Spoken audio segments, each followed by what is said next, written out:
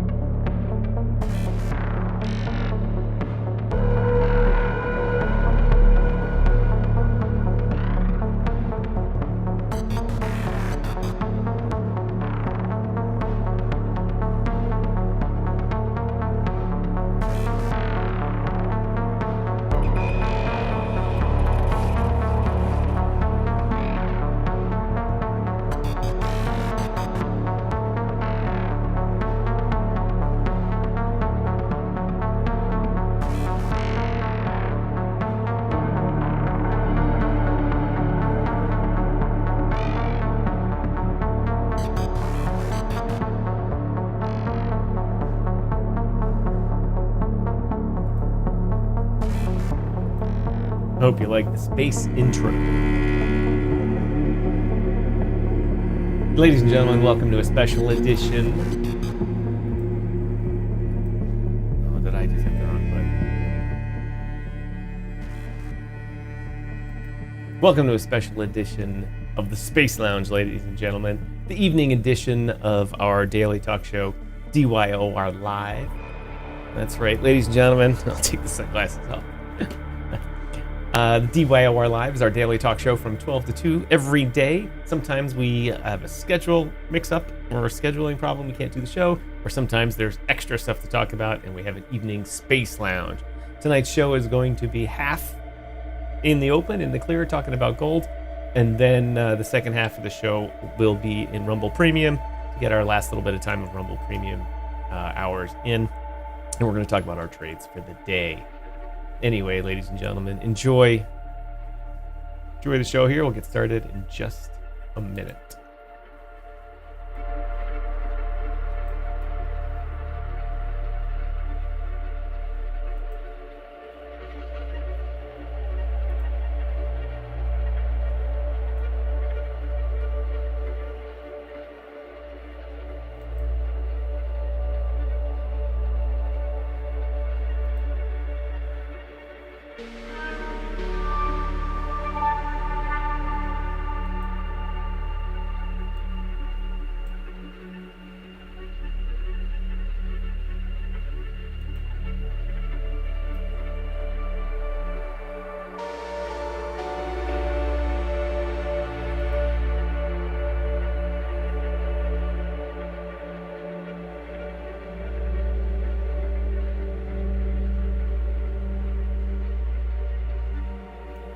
Ladies and gentlemen, I got Pedro in my ear here. We'll get started in just a minute.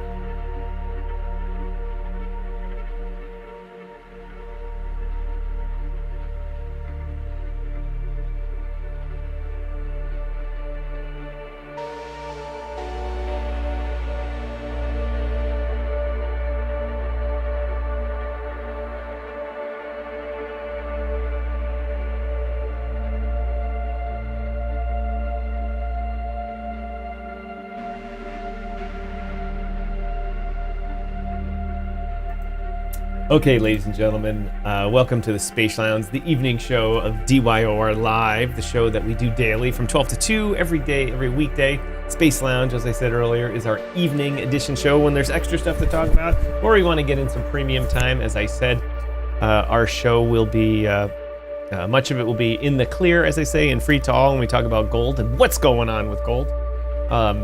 And a part of it will be in Rumble Premium, so we can clear out our Rumble Premium hours for the month. Pedro, I forgot to mention that tomorrow I have a big business lunch right at lunchtime, so we'll talk about the schedule tomorrow. And then Friday, I also have a big event on Friday, so it's good that we're going to try and get these hours out, talk about what's going on. I don't think your camera is working yet.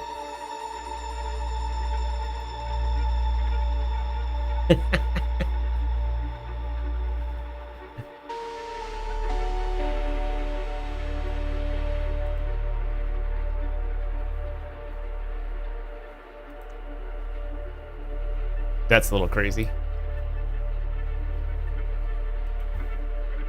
Still seems like it was too much food, my friend. There's 1,000% chance it was too much food.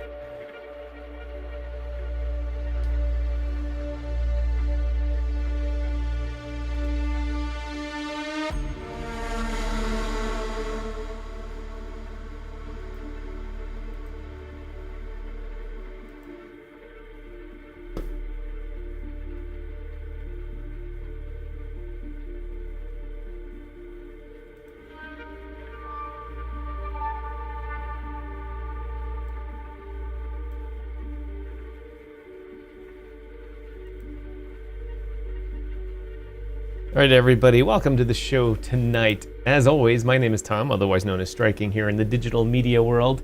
The man in the empty screen right here is known as Mr. Pedro Garcia, the crypto chart analyst, providing you the technical analysis and the meaning behind some of the news. As he says, show me the chart, and he will show you the news, ladies and gentlemen. In my role here for you new viewers is to provide the color commentary, in-depth background knowledge about everything in life, and the fundamentals behind companies and things like that. There's Mr. Pedro Garcia right now.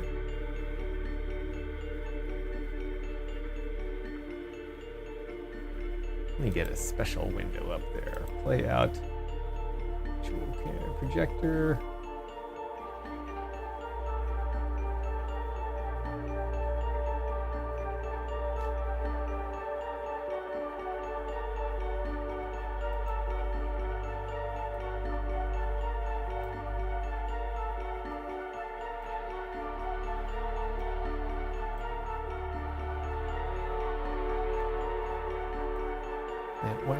My computer is acting up here.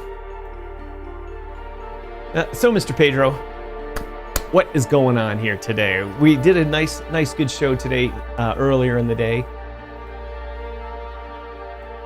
Crypto Mike in the house. Thanks for joining us. And then all of a sudden, crypto, gold started going nuts. And then, like late in the day, all of a sudden, gold was at 5,400 again. And it's like, wow. I was actually speaking to someone at around like 7 o'clock, maybe 6:37, somewhere around there. Not exactly sure what time it was. And they're like, yeah, I saw gold 5,400. I was like, yeah, it was. I wonder if it's pulled back. And I look at it and it says 5,600. And I'm like, my chart was on 5-minute charts and it just raced up in 3 5-minute candles or 1 15-minute candle. It just went poof, poof, poof, poof, up. Pulled back a little bit. But as I look at the gold chart, it seems to be wanting to go higher. So I titled the show, $6,000 is incoming for gold.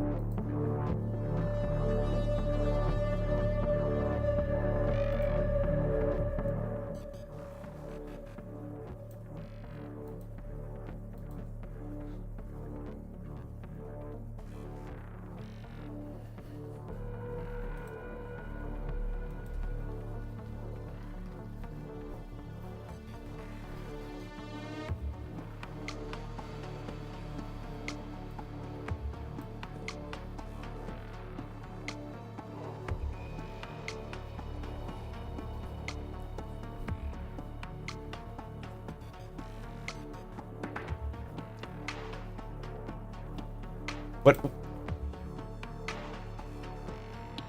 Yeah.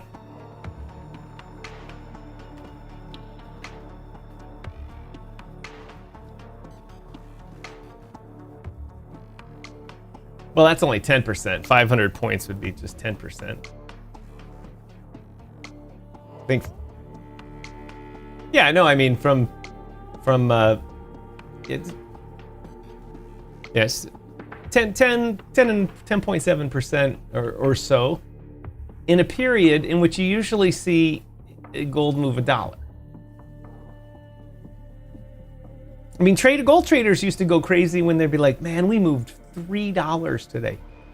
$3. Gold went up from 187 to 191. Oh my God. And then I got into the more modern era in the 90s and they're like, oh my God, it's at 800. It's at 800. And then people are flipping out because it went all the way up to 1,200. Like, my God, in a year it went up 400 points. That's amazing. It's huge. And then it's doing that in a day. Oh, sorry, I haven't had your mic on here, Pedro. Thanks, Crypto Mike. I think what's interesting is get anything. It really didn't talk about anything. We were just recapping. Actually, we weren't even really talking. So we can.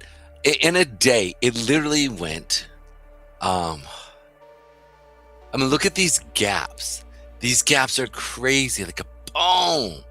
I mean, you're talking, me and Tom were talking offline, basically saying, who's actually buying this? Like, the only people I think that can have the capital to truly be able to buy and push the market this way are large corporate entities like Nvidia, Tesla, companies like that. Then you have, nations like America, China, Australia, European nations like strong ones that actually have a lot of money, like Germany. But even then, they're still mired in debt. So who's buying this? Who's actually this right here? It's little peanuts like me who come in with 3 to 5 contracts that want to play this. That they're not. They can't move a market this. There's not. We don't have the money to be able to do that. So who's actually doing that? I mean, look at silver. Silver, dude, gapped up today. Boom. It's starting to push up even harder now. I mean, it's really starting to go. Like it's basically above the previous peak that we saw on Monday. Right? And now it's starting to, it already came down, put a small little demand wick in, and it's looking like it wants to get going again. I mean, these prices jumps, this is only institutional. And I'm going to sound like a conspiracy theorist, but part of me almost feels like, are they setting up a coup against America? Are they going to come out and say, we're done with the American dollar. We're done with trading with you guys. I mean, we talked about US dollar getting all the way down to that 95, 94 area. If this thing falls below this area, just so you guys know, I remember back in 2014, when the US dollar was $79. Okay. And it fell from 2008 when it was up at these levels of 120. Right, this is 2002. Okay, and we saw it just crash. Now, granted, we know that this has a lot to do with what was happening in institutional markets and what was actually happening with the housing market, global market in regards to that, right? Like that's obviously. But the key point is this drop right here, and we're actually looking at the What year are you looking at there, Pedro? This is the yearly chart, and this was back in 89, or excuse me, 85. Oh, wait, you have the weekly chart up. Yeah. This is the US dollar weekly chart. All the way up here, the peak was 164. This is before we really printed and debased the US dollar, right? Before we did a lot of quantitative easing, back in the glory days of America, back in the 80s. And then from there, you can see here, we saw, we started doing a lot of printing on this area, but still wasn't even that much. We saw it come out. Now, this area here, this little drop from us, but it looks like it's going to look like a big drop, but not like what drops we've had in the past, okay? As you can see, but this right here, what is that?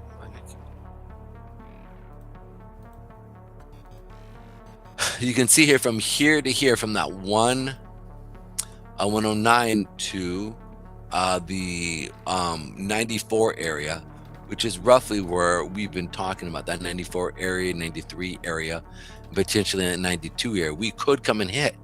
Now, it would benefit America, but make us purchasing actual raw materials around the world more expensive for us. Okay. Right. So let's say we go through and we want to do business.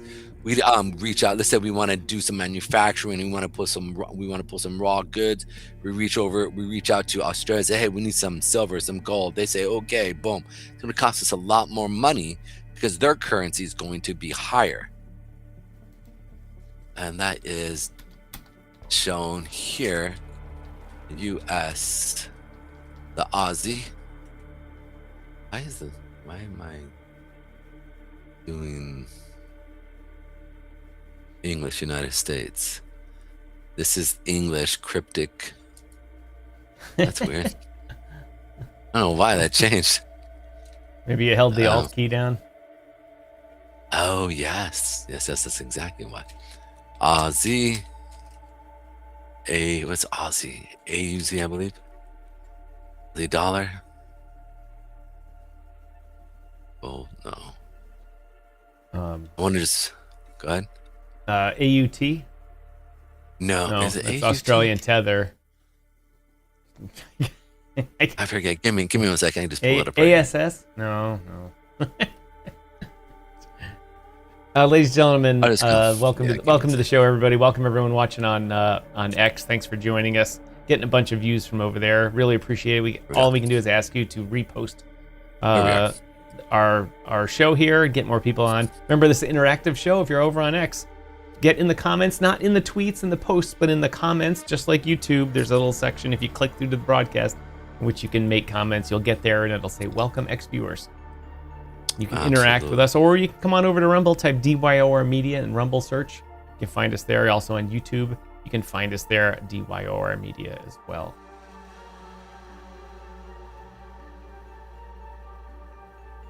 All right, so this is a good example, right? Look at the Aussie dollar push up here, right? And in 2 weeks, it's literally done. Yeah. Now, the most important thing to pay attention to here is the huge drop, or when I say huge drop, like if we look at it in a larger scale, right? It's not gonna be as big. But in recent history, you can see that for the US dollar, it's not that big of a deal. But it is, because when you look at the rest of the world, this purchasing power right here, it's huge. Now, this is something that I actually thought about too as well. If you're a nation, and if the US dollar is dropping, your currency is going up, which means you can buy more on the world stage, because the base currency is now dropping, which makes you richer, or makes your dollar richer. So you could potentially be buying, i.e. more gold. Why would you want to buy more gold? One, it could potentially sustain you in case there is a market fall or something crazy happens. You're good, right? But in additionally to that, when you look at the market structure, everybody knows we potentially could have a tumultuous time here in the next few months. I've talked about it, right? Lutnick keeps saying that he is expecting a 5% growth and a quarter. And I say the fact that he said that, if it's anything less than 5%, he screws himself. Because if the rest of the world would be like, oh, dude, you're not a patsy, but you're trying to fool us to get us to buy more of your crap. And so because of that, it puts himself now in a precarious situation. So dope. I love this freaking thing. Smart. Sorry. Totally forgot I had it too. Okay. So this is where I'm at a point where I'm like, who is buying gold? Well, maybe the rest of the world. I mean, let's check out the British pound. Boom. Look, their currency is starting to go up, as you can see here. Right? I had to cough and I've been on mute here. Oh, I have a screen for you here, Pedro.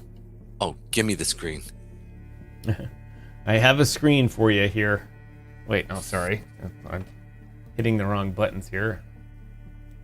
Here, central bank holdings by gold, Q3 2025. Not even here. Mike just brought this up, Pedro, and this blew my mind. Here it says United States of America, 8,133 tons. That's not right, because we have 2 million ounces. 2 million ounces and a ton is two totally different things. Tons are 2,000 right, pounds. The math doesn't work out. A ton is 2,000 pounds. All right, let's just go with it. What's the most important? Can you look at the feed here, the studio feed, Pedro, and tell me how much gold Canada has?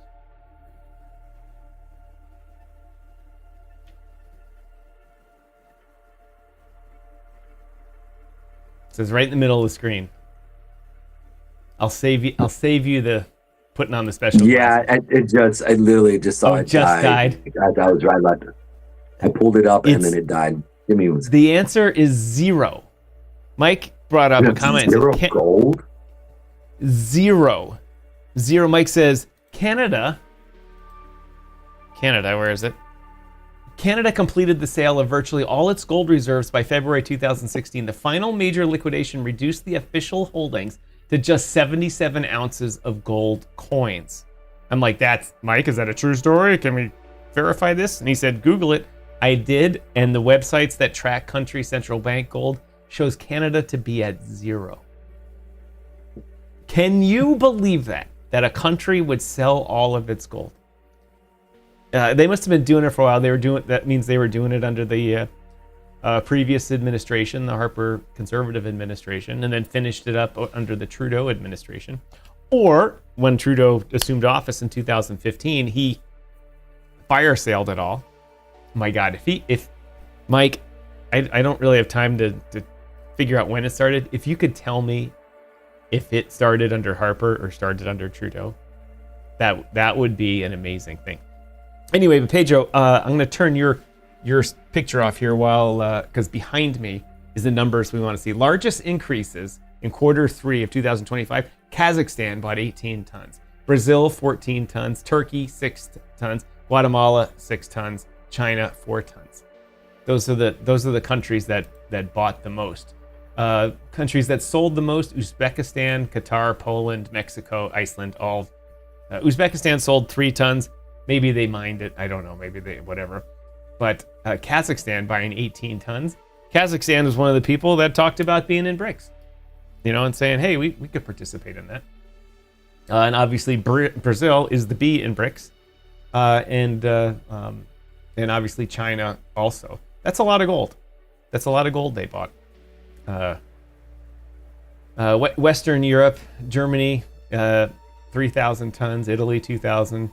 France, 2,000. But obviously Russia, 2,000. Who knows what Russia's actual numbers are? They have so many gold mines. They might not be able to audit it well. They might have half that because of theft.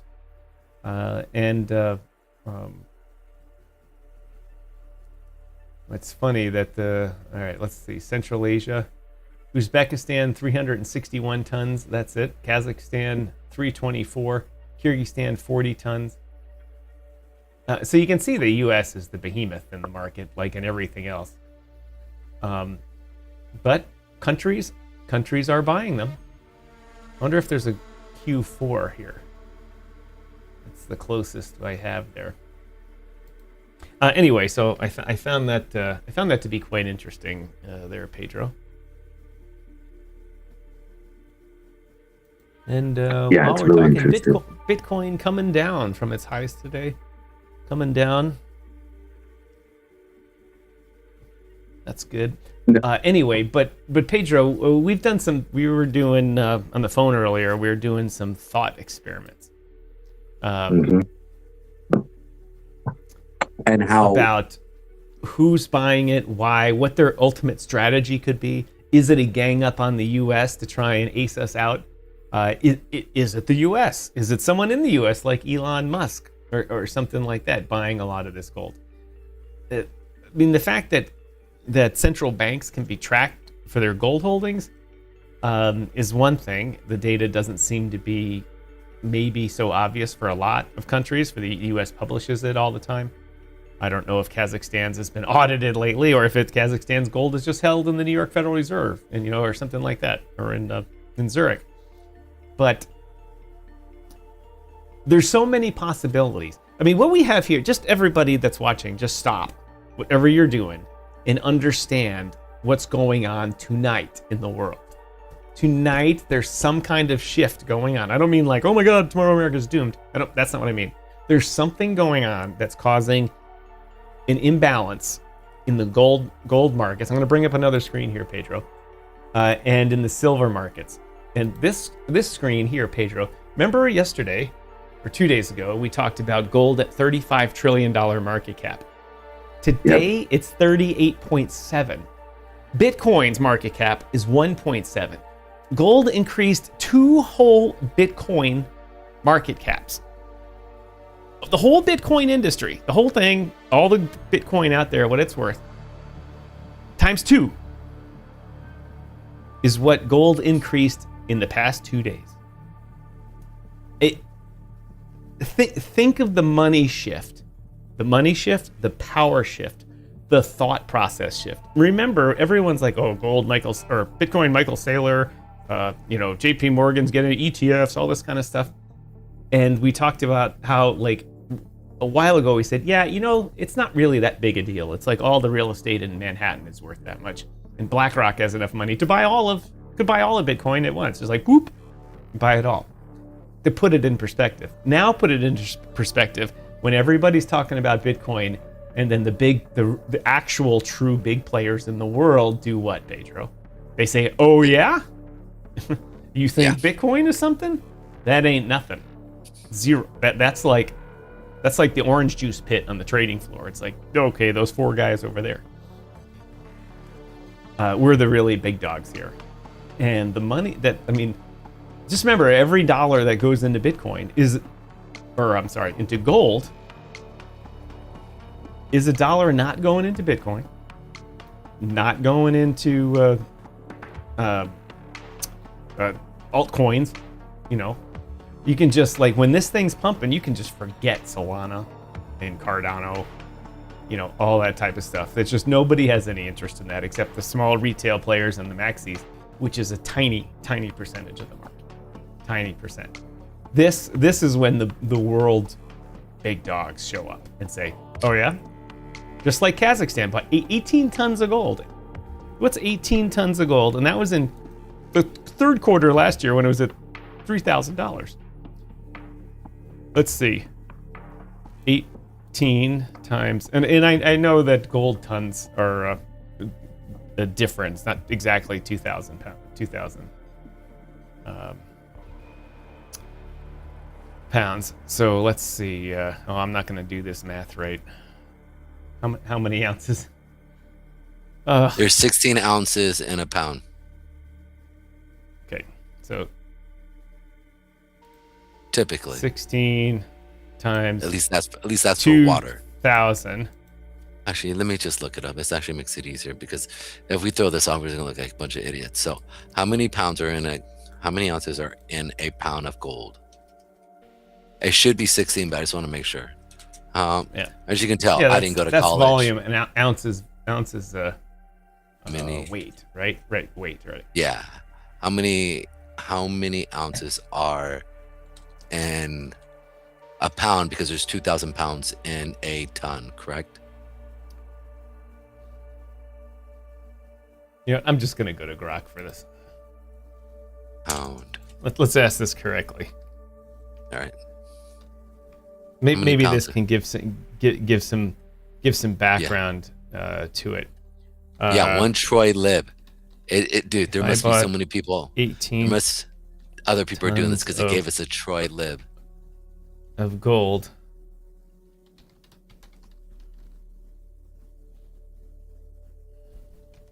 There's 12 ounces in 1 troy pound, not 16 ounces.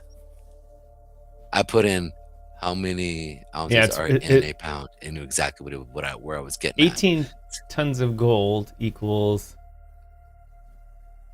it's 12 ounces. 12 ounces for a so if it's 12 ounces for one pound of gold, if you're going to multiply ounces, and how many ounces of gold do we have? 2 million. So you're going to take 12 divided by that, and that'll give us pounds. So 12 divided by how many ounces of gold we have. Says this website says 8,100 tons for the U.S. And that's tons as in the TONNES.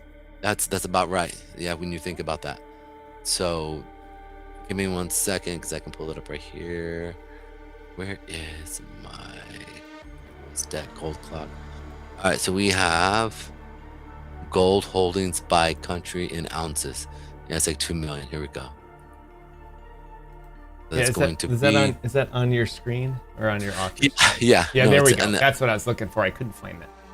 Yeah, let me enlarge this, as Tom says. So it's going to be 286,900,000 billion. No, million, not billion, million. I must be looking at the wrong thing.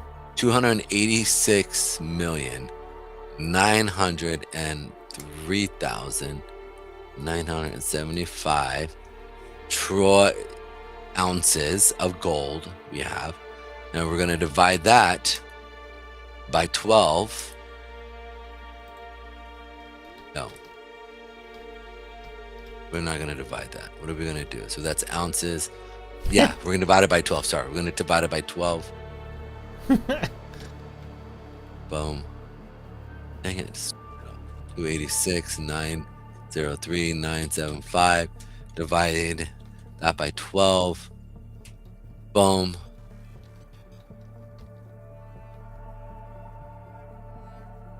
It's 32,150 troy ounces in a metric ton. Wow, this is really... I had never thought about that there was a conflict of units in gold.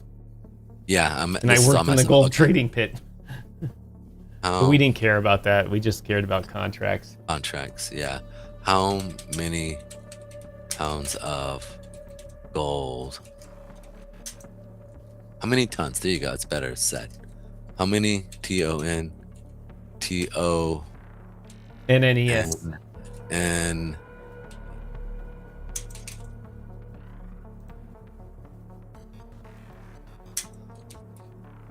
man, and the gold is forming a flag right now. I mean, it's 5-minute chart. Look, it's screaming by.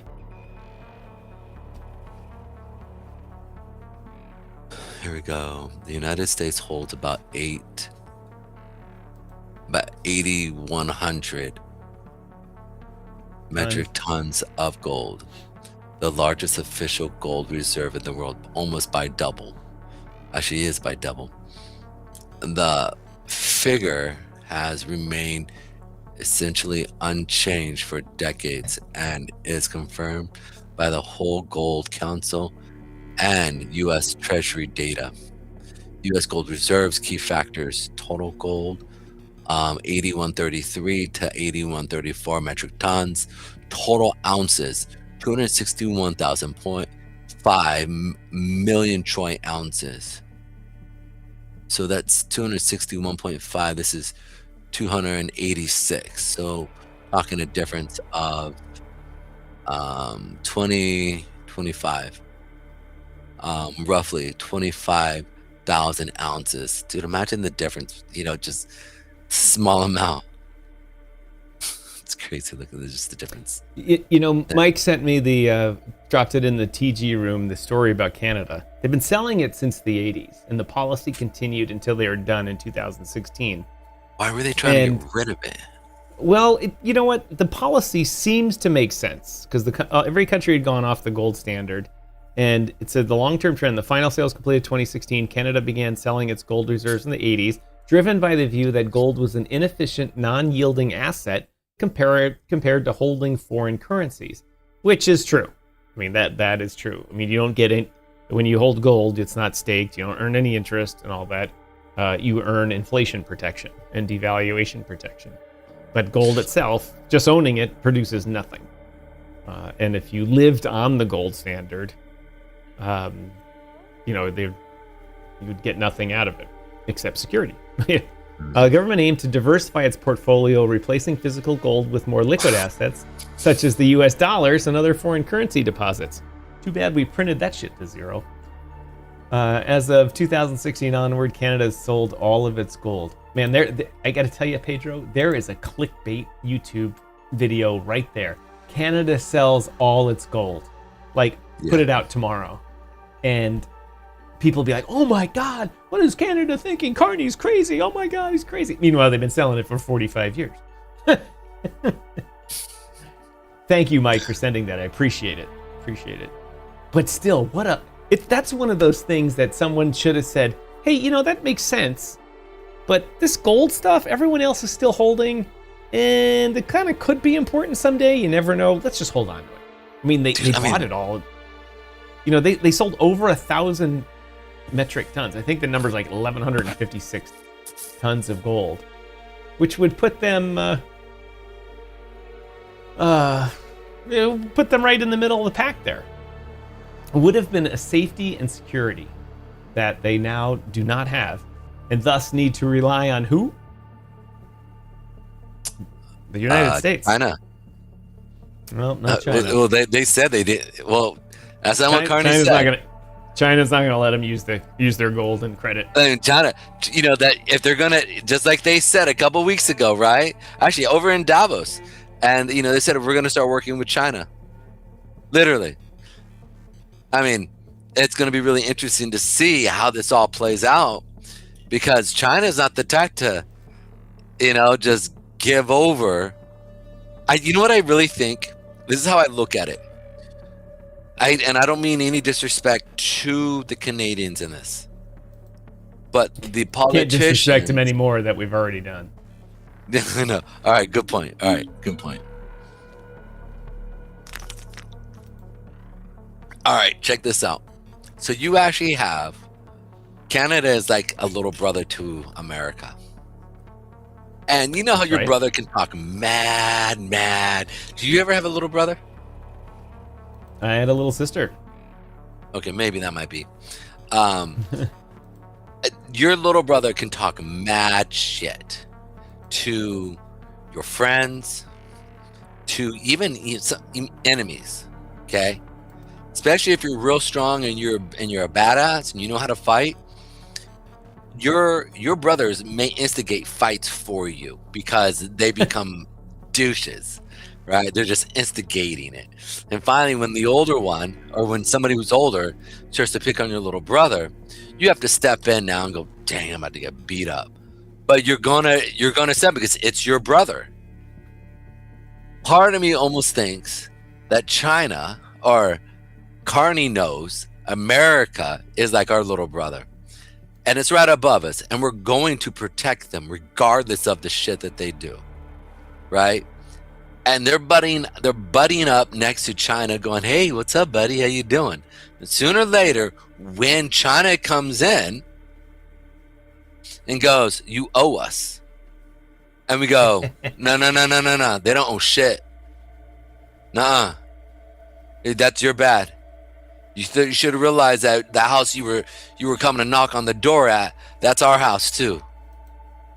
You know what I'm saying? Like, it almost is like, and then your little brother's over the shoulder going, yeah, what up? Say something. And you're like, get back. I'm going to beat your ass later. But you ain't coming in here.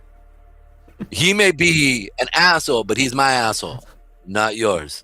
You know what I'm saying? Like, it sounds like it's part of my language, but that's part of it, right? And it could be that China's like, let's see how much we can get from China before America steps in and goes, nah. You ain't coming into our house, bro. Go back to your place. Nah, bro. That ain't happening. I mean, do you think that's even... Pedro, let's while in the free part of the show, let's get back to the what ifs here that we were talking about beforehand. Ladies and gentlemen, the what ifs on this gold buying spree and silver buying spree, as Andy Scheckman of Miles Franklin said, somebody's been buying a ton of gold, literally tons of gold, for the past 15 months on the COMEX in New York, Gold Commodities Exchange, and taking delivery, which is rare. 99% of contracts on the Commodities Exchange for gold normally are closed out as speculation contracts, meaning someone buys and then they sell, close the contract out. And I think he said in December, 99% of the volume ended up in delivery or something like that. Or some kind of crazy, it completely flipped. And people were taking monster deliveries to the tune of millions and millions of ounces of silver and millions of ounces of gold. That's a lot. That's maybe not millions and millions of ounces of gold, maybe hundreds of thousands and thousands of gold. But that's a lot, and it's unprecedented. Except for Kazakhstan. Maybe Kazakhstan's cranked up the mines of something else, of nickel or copper or something like that, and they're actually selling other rare earths to buy gold. That's very possible. But I note in that chart that I just had, all the way going back to the third quarter of last year, that none of the big buyers were the United States, United Kingdom, Not Canada, zero. God, you just think the people in their treasury right now are going, oh. But none of the big players, except for China. And so is this the BRICS group, or at least maybe not perhaps the official, BRICS people, but an ad hoc group of people saying, let's set up a settlement system to gold. Let's get enough gold out there to set up, maybe a blockchain settlement system in which we can settle trades to gold. We can use our home currency. It essentially set up something that's like Uniswap, but it's just for country central banks, and it settles to gold. And right when you start, everyone agrees on what your current rate is for your currency. And then as people buy and swap your currency to gold, your value changes, but it settles to gold, not to US dollars. Is something like that in the works? Could it be the official BRIC countries? Sure. Could it be an ad hoc group of other countries that are aligned with China that may not have enough money to do it, Pedro? But what have we seen China do over the past 10 years or so or more? Drop their currency. No. Well, yes. But they've lent out money like lent out a ton of money. Like loan sharks. Yeah, and absolutely. they lent out out so much money to people they knew they would never collect, and the people knew they would never pay. They knew it because why? Because they took bribes to do it. And so China went around collecting assets then as payment. In Sri Lanka they did that. I believe in Kenya they did that for the rail system, and maybe even the port at Mombasa. They did it. I think in Ecuador, one of the big ports in Ecuador. They've done it. There's like a map with like 16 places they've done it around the world. To think that they're not doing it elsewhere is being naive. My theory here may be completely unrelated, but we're doing a thought experiment on what's going on here. And what's going on? There's something going on. I know there's something going on. There's something going on, obviously, because gold is moving too fast. It's not natural for gold to move this fast. Absolutely. Yeah. Keep going.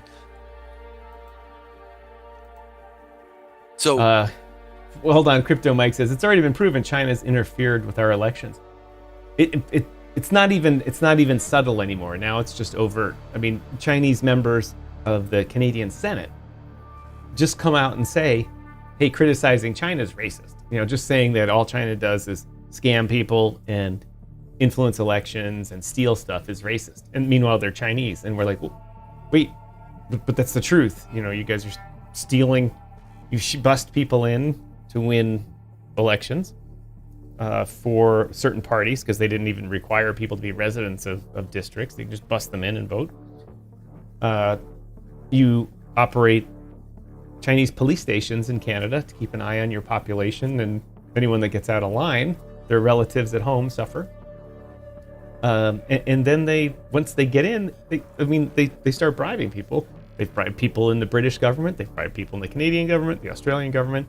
I wouldn't be surprised if there are people in the U.S. government that have taken the Canadian or the Chinese money. It's just harder in the U.S. because the oversight is so much more thick. But Mike, you're absolutely correct. They have interfered in the elections, and it's entirely possible that they're interfering in the international finance market by trying to take control of that as well through their proxies, which their proxies don't have to mean other Chinese-based countries like Singapore, or I shouldn't say Chinese, I should say other Asian countries that have a history with China. They can just use other countries that would rather not be subject to U.S. laws. If there's a settlement system to gold, that means no one actually oversees it. I mean, there's no central authority that says, "Oh, you gonna sanction you." You can't say, "Oh, well, you moved gold from this drug dealing country to this drug buying country. We're going to look into that." I mean, this whole system can be set up to eliminate sanctions, OFAC, FinCEN, FinCheck, FinTrack, whatever it is. And those countries want nothing to do with the groups that track the US dollar and for sanctions or what you're allowed to do with dollars. They want to be able to bribe each other. They want to be able to buy illicit things. They want to be able to do all those things because that's what they do all the time. Because it's literally people get to power, like in Venezuela, by doing the most illicit stuff. And in Africa too. That's like you're the president because you do the most crime. Or the most drug dealing or the most raping of the country's assets. And they want to be able to do that. It's not just like, oh, I think we can get away with this. We're like, we should be able to do it because that's what they do. Because for generations, for millennia, the strongest people have done it whatever they wanted and ended up as the warlords. I mean, great example is Scottish clans. People don't like to say this about, oh, the Scots were just great. They just sat there and got drunk. No, they were warring bastards. They slaughtered each other, did all this kind of stuff. The strongest guy got to the top and he just did whatever he wanted in his clan and with the other clans that they raided and stuff and had beefs with. And that's what it's like for international, leaders. They're like, oh, I'm the leader of Equatorial Guinea, or Equatorial Guinea. It got that way because he killed everybody else. So they want this. They want it. They want to operate outside the US dollar. And a gold settlement system using the thought experiment could be a way around it to let countries just do what they want to do. Along with drinking martini. That's interesting. Because, all right, I'm going to throw this because I know this is actually happening. So right now, China is actually, so Xi Jinping got rid of one of his top generals. One of his top generals. What's up? Big shakeup. Yeah, big shakeup, really big shakeup.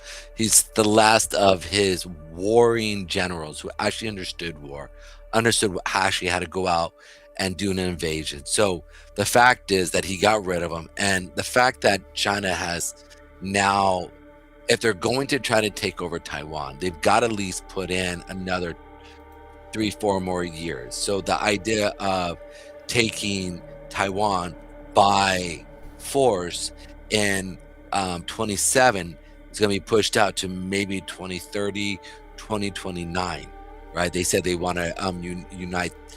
But here's the thing. If they are buying gold, I think it's China. I think China is going out. I think they're buying gold. And I think they're pushing all of the Federal Reserves to buy gold. Because really interesting, China did not go to Davos at all. They weren't even a part of it. I mean, there was a few delegates, but overall, there was really hardly any real, what's the word I want to use? There wasn't any real representation of China at the actual in Davos. I think partly because America showed up, and I think, honestly, I think Trump would have tried to tool him. Like he would have totally tried to poke the dragon.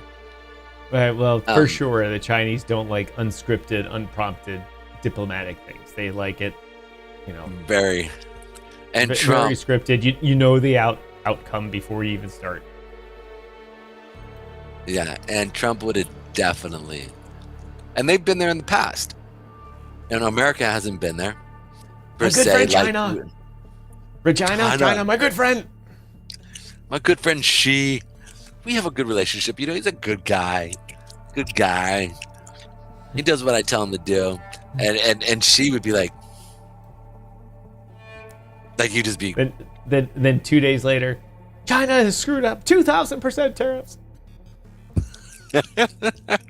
A part of me almost feels like that, but I feel like maybe it's a good play for China to be buying this. Screw with the markets. Because here's the thing. Gold goes up, we're going to see silver go up. If they're buying silver, gold will go up. So it's like, part of me almost feels as if, is America buying gold and again, I know I'm flip-flopping here. And America buying gold and China buying silver? Could that be it? Hence basically a play on both ends. If we saw a silver parity of a 1 to 5, instead of a 1 to 5, a 1 to 1, We saw silver get to 500. Do you understand how wealthy that would make China? Their debt, I mean, they're at $20 trillion in debt, which is crazy. I remember when they were at $3 trillion in debt. But voter ID, do you favor or oppose regular? Yeah, 80.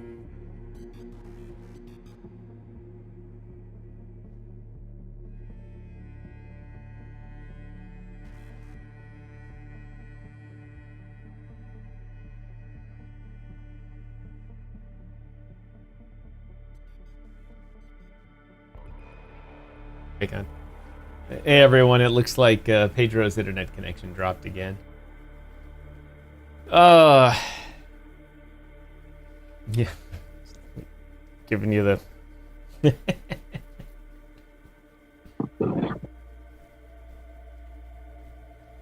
I legitimately think that they listen to us. I don't know where I dropped you there. I had to... I had to answer a question for Mrs. Striking while you were talking. Does that red light thing you have also have a white light? Yeah. If you could use that at night, it would really help. I don't You disagree. look like the Dark No, that's Lord. infrared. I'm sorry. It has red and infrared light. No, Does but it have I the used a white white light? light when I was there. Oh yeah, but it's dead right now. So. All right, Pedro, we have a couple of things going on here. One is talking about gold and all that, and the thought experiments about what could possibly be going on. Let's flesh that out a little bit more, and then we do have to move to a Rumble Premium session, in which, you know what, in my creator newsletter from Rumble, they said they were going to be giving us some free Rumble Premium, like 6-month accounts, of which I obviously would give to our viewers here.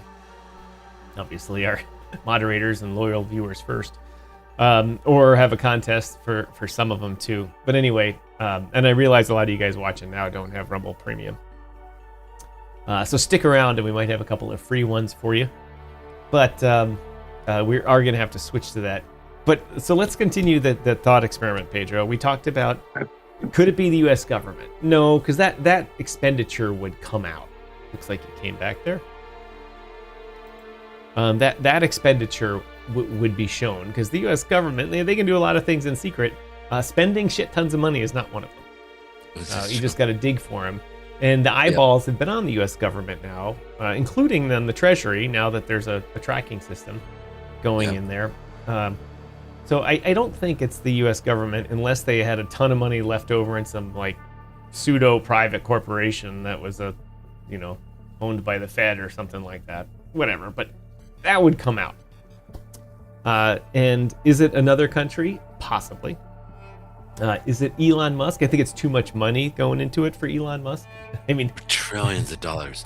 A man is worth a lot of money, but when you start to talk about trillions, no, like that's too good for his blood. And I don't understand how the gold market works. I don't understand the market cap to investment. Does $1 buy increase the market cap $1, or is it $2? I mean, that's a little, or whatever it is. But still, regardless, it's got to be at least $1 trillion. So it's not Elon by himself. I mean, the list literally whittles down really quickly to a few groups of people. Large nation states that can afford it, and not just can. Let me rephrase that. Not just that can do it, but ones that can afford it. You have to buy gold. You can't buy all that gold in Kazakhstani flip-flops or zimzoobs or whatever I called them the other day.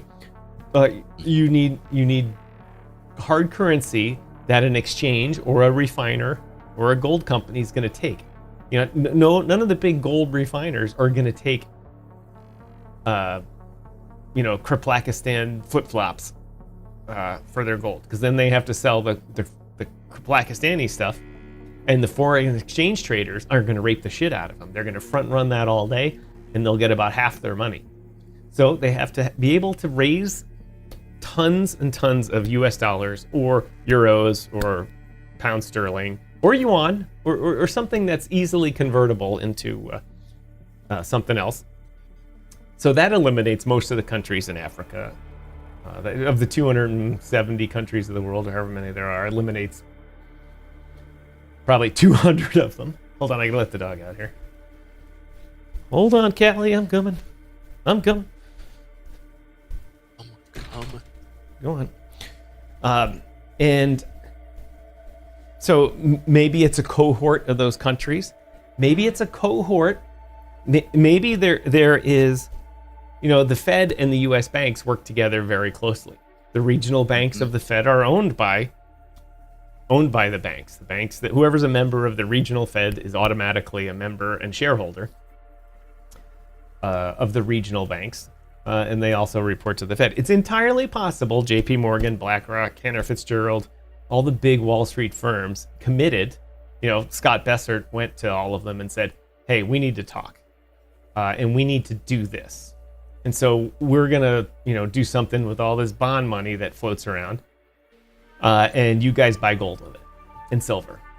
It's entirely possible that something like that is happening, and the U.S. banks are also, because the U.S. banking system has the money to do this.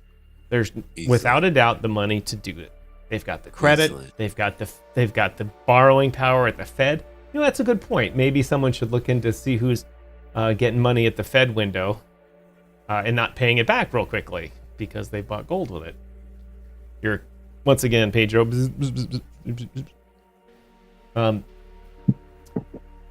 So it's entirely possible that it's the U.S. banking system doing it. And if it is the U.S. banking system doing it, holy shit, was that a good idea? I mean, to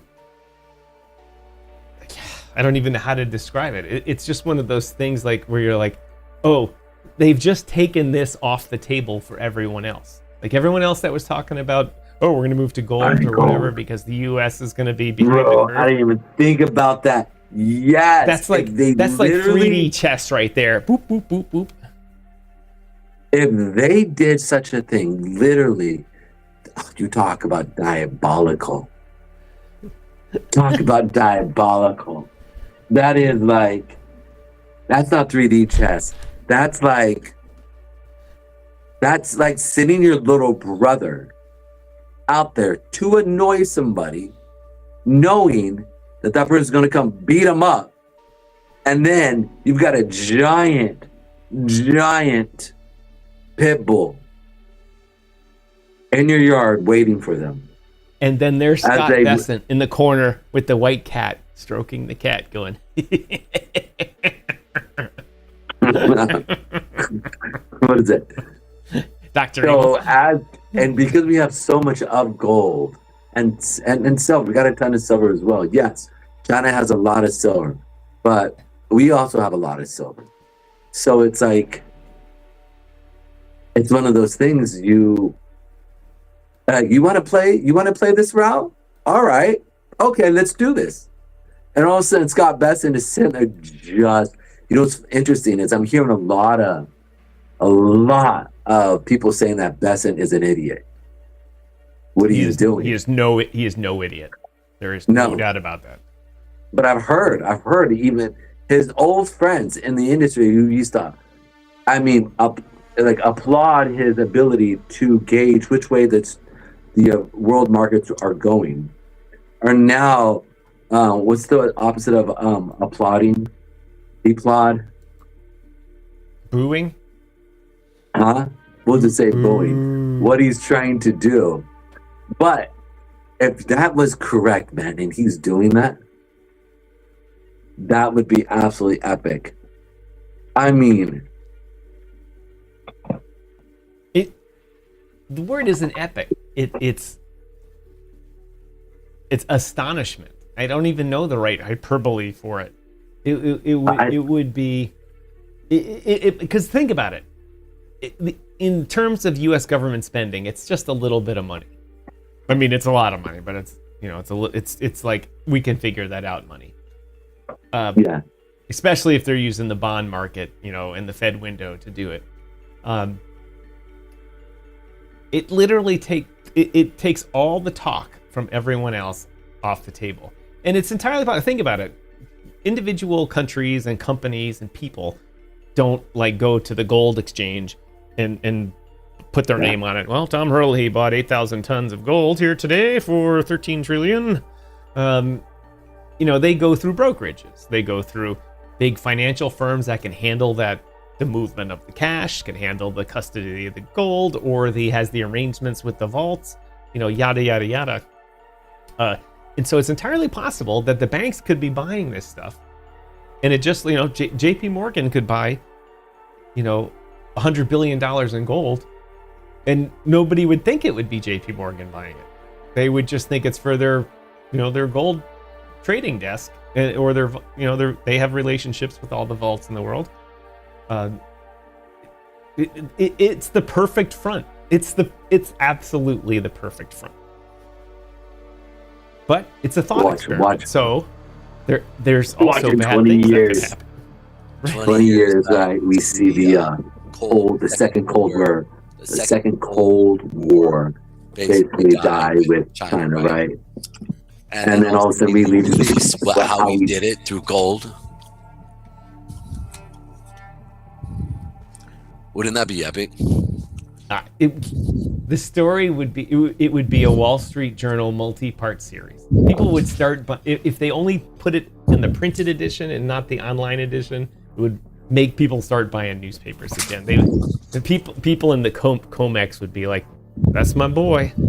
That's my boy." Yeah. And here's a good example. Let me tell you this story. As I said, I've been trying to get Andy Schechtman on this show. I don't know what happened to your picture, but you just made it even darker.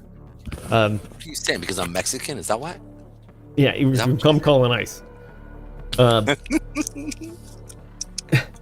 But Andy Schechtman he's the one. I was watching one of his podcasts he was on, and he was the one that told me, not told me, but told the listening audience that about this 15 months of unbelievable deliveries on the Comex.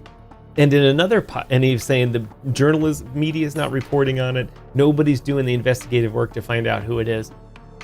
And then in another podcast, Andy said, I have been in this business for 37 years. He said, I know everybody. He said, and I'm a nice guy. I have a working relationship with everybody. He said, there's lots of factions. There's bad companies. There's bad brokerages. There's bad exchanges. He said, I know everyone in this business doing it for 37. He said, my dad was in it. I've been in it for 37 years. I know everybody in it. I don't know who's doing those.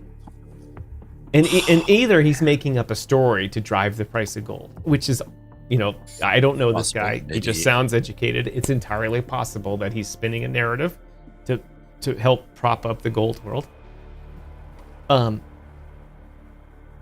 Or he doesn't know because the banks are just fronting it for the U.S. government and not telling anybody because only one or two people in every bank know. And the only way you can keep secrets is minimize who knows, right? You can't have 1,000 people at JP Morgan know that we're buying, $1 trillion of gold. Okay, let's just $100 billion of gold, or 10 billion, or whatever the number is, month after month for the U.S. government or for any customer.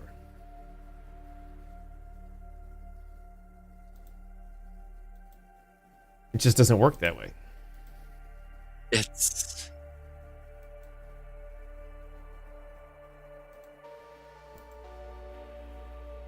It could be, and I pose this in a way. You have maybe, because we know that a lot of the banks want like a globalist society because it makes them more powerful. It could be that they are doing this in a way, whereas maybe because China is making a run for world dominance and for a globalist society, but that is ran by them and not central banks, then maybe they're like, look, America, we don't like what you're doing, but you're a better option. It's like you got to pick between a punch in the face and a kick in the ball, crush them, and you can't have any more children. Which one are you going for? You're going to go for the kick or you're going to go for a punch in the face, right? Right. At least you'll You be get able the to job survive fixed. that. Yeah, exactly. Potentially, that could be one of the things that they're willing to work with and do. You know? You know what? There's okay. Let's take the thought experiment a little further, Pedro. All right. There's also the idea that it's the banks and major investment firms in the U.S. acting as an ad hoc group on their own. Who was it? You just broke it. Would you say that? Who's acting as an ad hoc on their own? The banks and top investment groups in the U.S. acting as a group unto their own, not as a front for the U.S. government, but they got together and said, hey, if somebody like all these other countries like BRICS or China, you know, they're going to kick us out. They're going to bounce us out. Right. They could make the rules with a gold standard, and the banks could get together, buy shit tons of gold and precious metals, so much that they could devalue. You know, they could be a threat to the formation of a BRICS thing. So as soon as they get together, the banks could sell a bunch of the gold and devalue the price, and then those countries are screwed because they would. I haven't fully thought this one out, but that's also a possibility that the banks could get together and I say collude. That has an illegal term, you know, connotation to it, and I don't mean anything illegal. I just mean they could get together and form, you know, a company that's just going to be a gold because they could just custody gold, and they could buy tons of it, and then, you know, and almost corner the market on it by buying so much for delivery that all the countries that want to be BRICS and form a new gold union would not be able to do so. And and frankly, the price of gold would probably go up to 20,000. The banks would make a fortune. You know? Yeah. I mean, there's nothing like spending $1 trillion and turning it into 4 trillion. I mean, it's a lot different than getting $1 billion and turning it into 4 billion.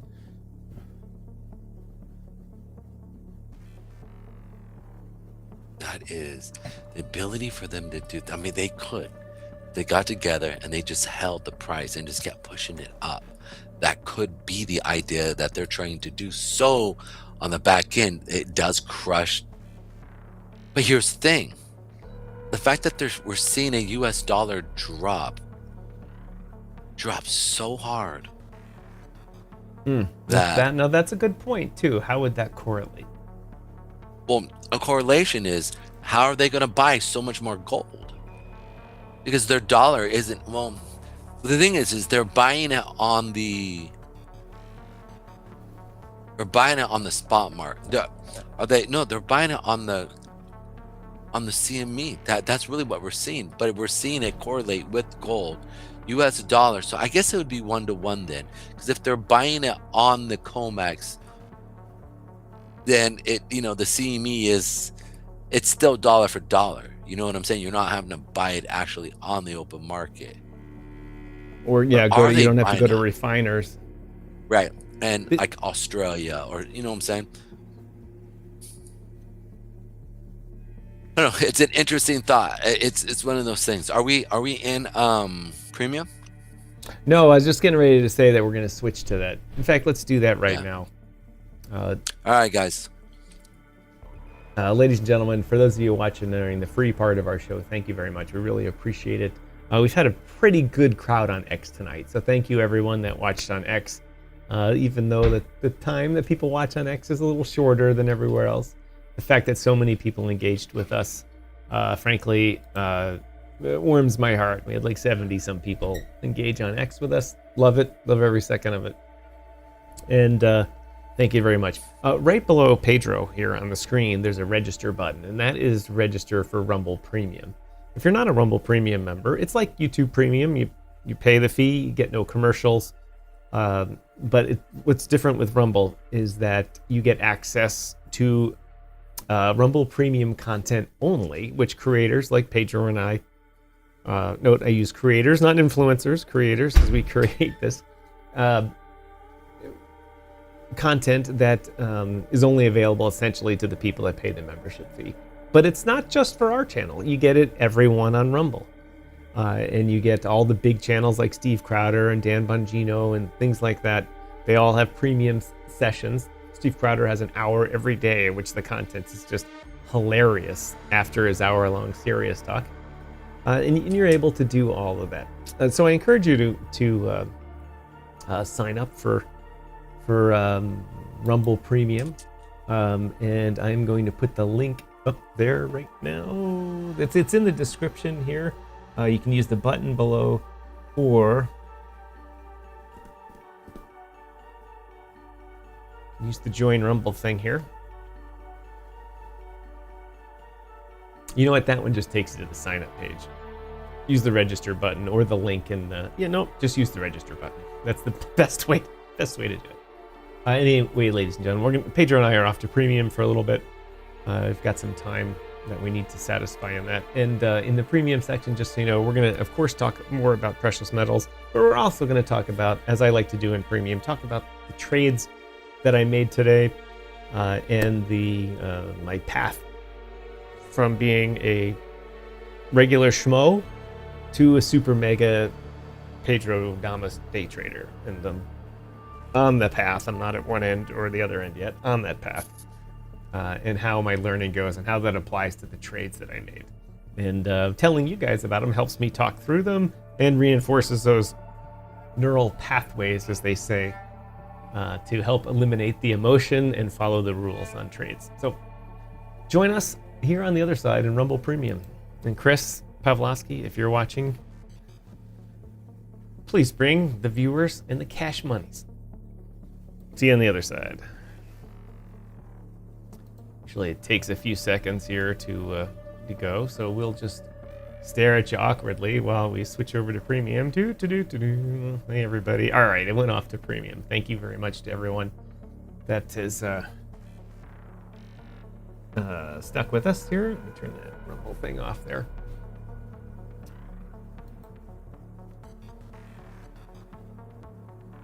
Pedro, the upcoming days will be very interesting. Oh, did you die again?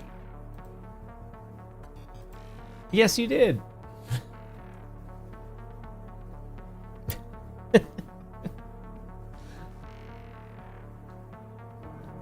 All right, ladies and gentlemen, I'll tell you what, thanks for joining Premium here. We're going to take a commercial break. I'm going to make a quick bio break, let Pedro reset his internet connection. We'll be back in 3 minutes.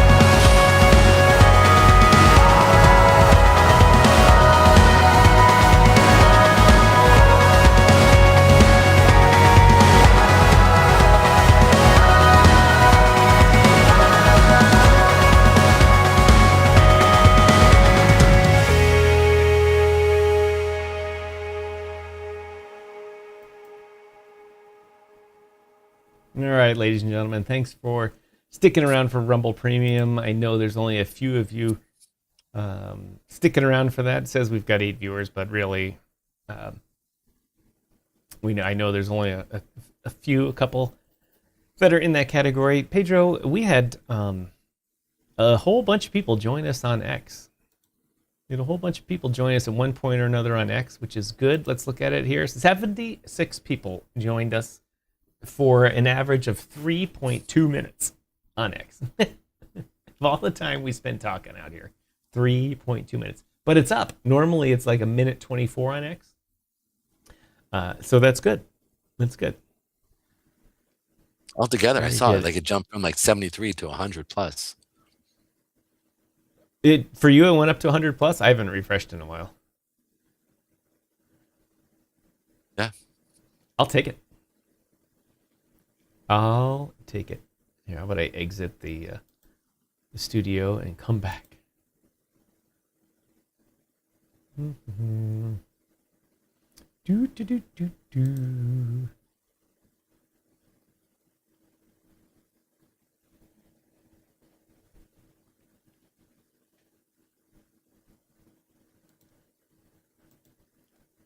Well, everyone, thank you for joining us here. Our music disappeared. Where did our... I was going to say, I don't hear the music. All right. Let's switch it up. Let's switch it up to the Chill AI. You heard Tom say we're going to Chill AI. We dropped down to 3. Dang. Me, you, and probably Crypto Mike.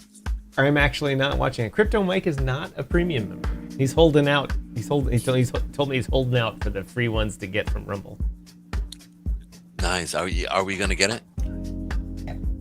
They keep telling us a bunch of the creators are going to be getting it. Although I have all you have to do is send any kind of email to support@rumble.com, and they send you an email back saying, hey, we got your message. We'll get back to you in 24 hours. If you're not a premium member, here's a month free. You can get a free month. Oh, really? That's what's up. It's not bad.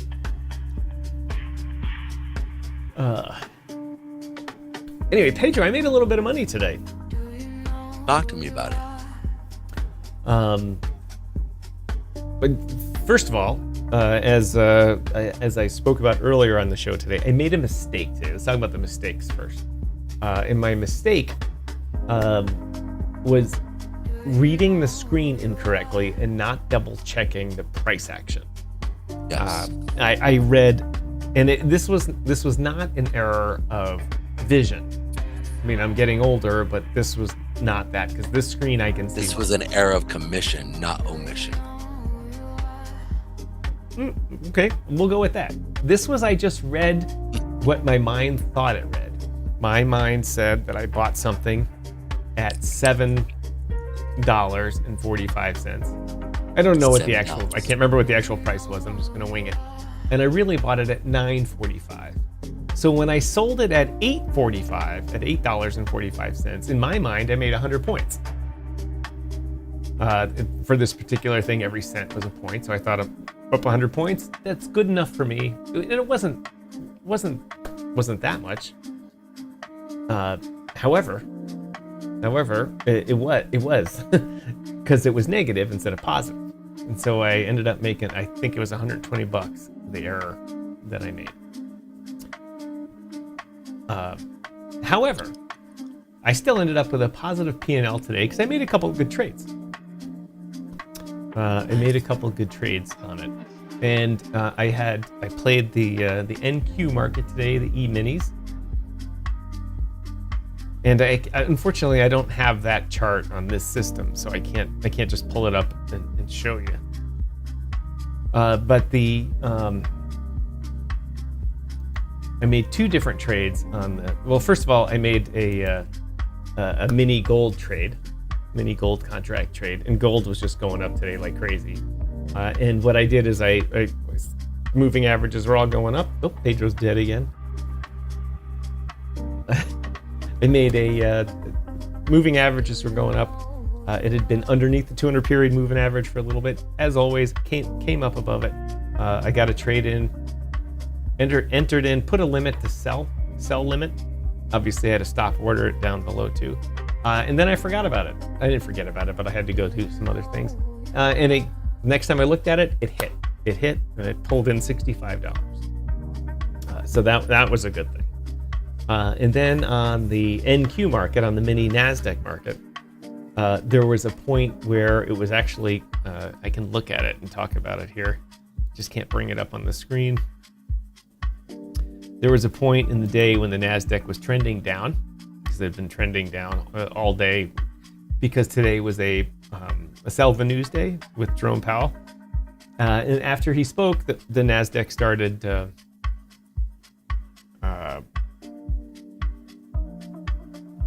hold on, let me look at the time right. Right at 2 o'clock after everything was released, I got into a small short.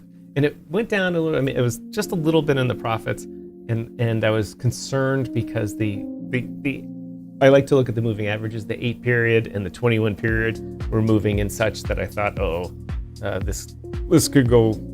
If they cross, they're gonna go. It's gonna go down. It's go the other way. I mean, go up. I was short. I was like, Anyway, but I said, you know what? There's still some bad news coming out of this guy's speech. So I put a limit order down. 100 points below the market. The market was at I can't read this chart this easily. 26,100. I put it at 26,167. I put it at 26,100, or a little lower than that, 26,050. And sure enough, a big candle, big sell candle, boop, dropped it, clipped my order, and then it turned around and went back up. And so I made another, I think I made $95 on that trade. So my total P&L for the day was positive, even with an error in which I stupidly missed things out. But I didn't trade emotionally. I put in limit orders, I put in stop orders, and all worked out fine today. And these other markets that I've just started watching for certain trade setups to come out. I don't have it on the screen, so I can show it to you. What I need to do is get some TradingView charts up instead of the Robinhood charts up. But it was a good day. It was a good day, and I stuck to my trading setup, Pedro, of watching that 200 period moving average, the overall trend of what's going on in the long term, and then in the short term for the day. And any day that I have a plus, I'm happy, even when I make a mistake. Should have been a much larger positive day. Had I held on to that trade longer, the NASDAQ eventually went up. It was Bitcoin eventually went up. Bitcoin is down now, but Bitcoin had gone up, and I was trading. That's right, I was trading. The one that I lost on, I made the mistake, was the strategy options.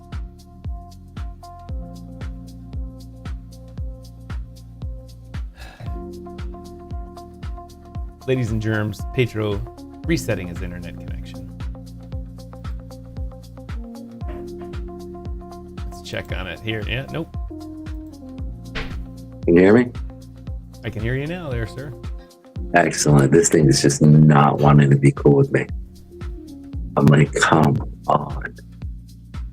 This is the third time it's gone out now. And it's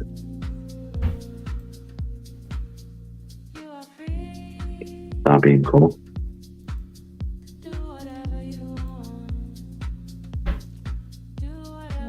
It's a bit strange.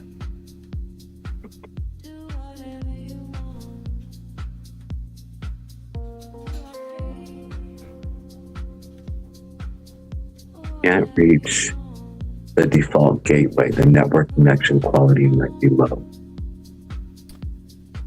Can't reach the default gateway. What did it give you an address? What the default gateway was? No. Oh, good goodness. In your Windows search bar, down There below, we are. in the Windows search bar, type. Did we do this already? In which you typed in let's do this. CMD. Let's do this after. I mean, There's no one else watching, so it doesn't matter. Hey, Space Cat's watching. Oh, what's up, brother? How you doing? Oh, that's from before we went private. Anyway, Space Cat, thanks for joining us. Sorry you're on YouTube because the YouTube feed is now dead.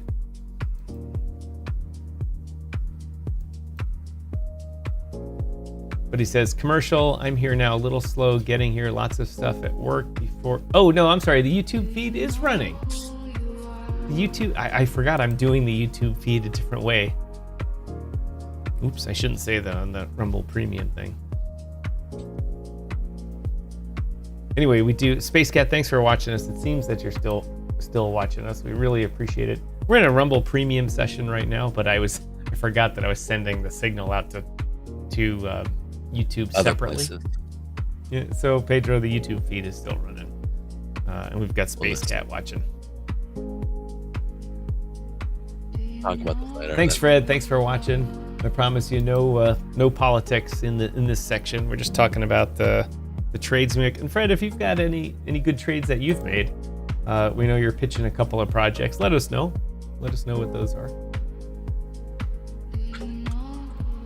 It's interesting that the last few hours we've been putting in a lot of demand wicks on the S&P 500. Really?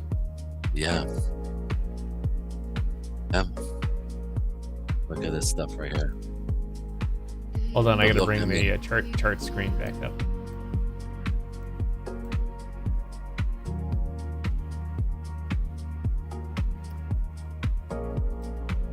Let me know when it's up. It's up. All right.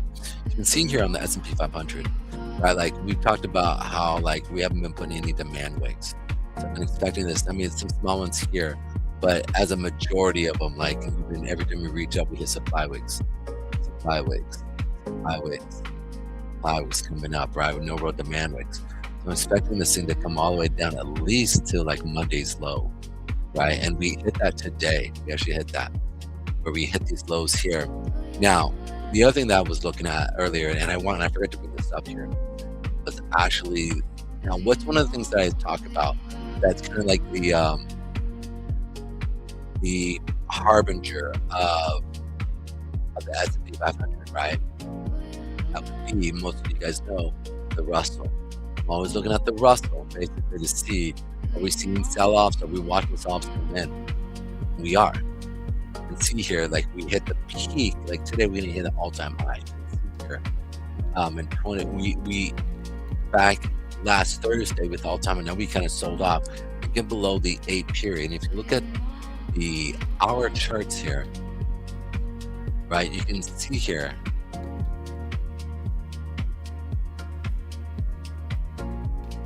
Like, look, you actually see more seller wicks at the peaks over here. Right here, as we're coming down, boom, and we see seller wicks coming in. Yes, we're seeing buyer wicks come in as well, right here at the lows. That's more expected at the lows, but you're really seeing as it's stopping off, we're seeing seller wicks come in. So, like for me, I'm looking at this going like, are they looking to drop the Russell 2000? And if they drop the Russell 2000, that basically means that I expect to see the S&P 500 drop here. So when you look at this like overall, even though it's the last few days, they always start small. And they always start with like the lower indexes before they drop the higher index. So you can see right here, it's pretty clear. You know, like I think they're bringing it down. I think they're going to bring the S&P 500 down. So they're kind of prepping stuff already. A part of me thought, you know, with our previous talk, who's buying gold, what's going on? Part of it is some, you know, this is the back end, and we're actually going to stay away from this. But I'm just expecting if we see an Russell 2000 drop here soon, which is going to roughly be around that 2,400. Again, I want to see a crossover before I say, all right, let's do this, right? Before I say I'm going to do this, I want to see the 8 and the 20 cross here. Okay, I want to see price roughly down in here, touching that 2,600, potentially 2,550 area right here. Okay, and I want to see then come back up, test with no demand wick as it's coming in test. So I want to see it go back down. So as it tests that crossover, which is going to be right here, do like this way, it makes sense here.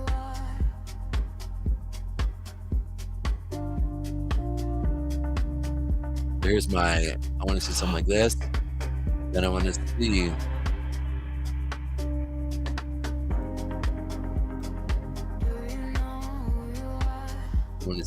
on the orange, this right here. Then I want to see price come up.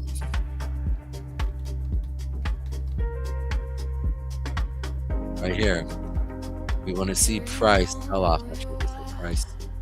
Let's see price come down. Oh, that sucked. Might do this all over again. That's what technical analysis is about. All right. Bubble line goes right here.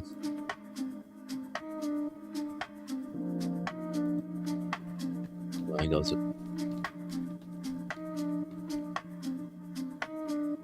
See the purple line again. One more time. Go right here with the orange line. Go right here. We want to see price sell off through this.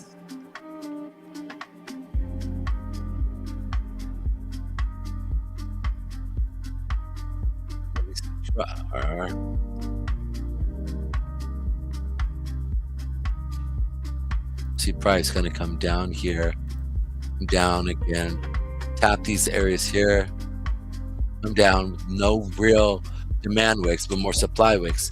Then we see it rally up again. Again, I'm expecting a big move. The reason I'm bringing this up is if you guys are watching on YouTube, this is what I want to see. I want to then see it come back up really big, real quick, into the 8, which is crossing over right here, right? And all of a sudden, no demand wick, but it going up with low volume. Then we see the sell-off come in, and that'll be roughly around area right here. Make this one more time here. This way. Here.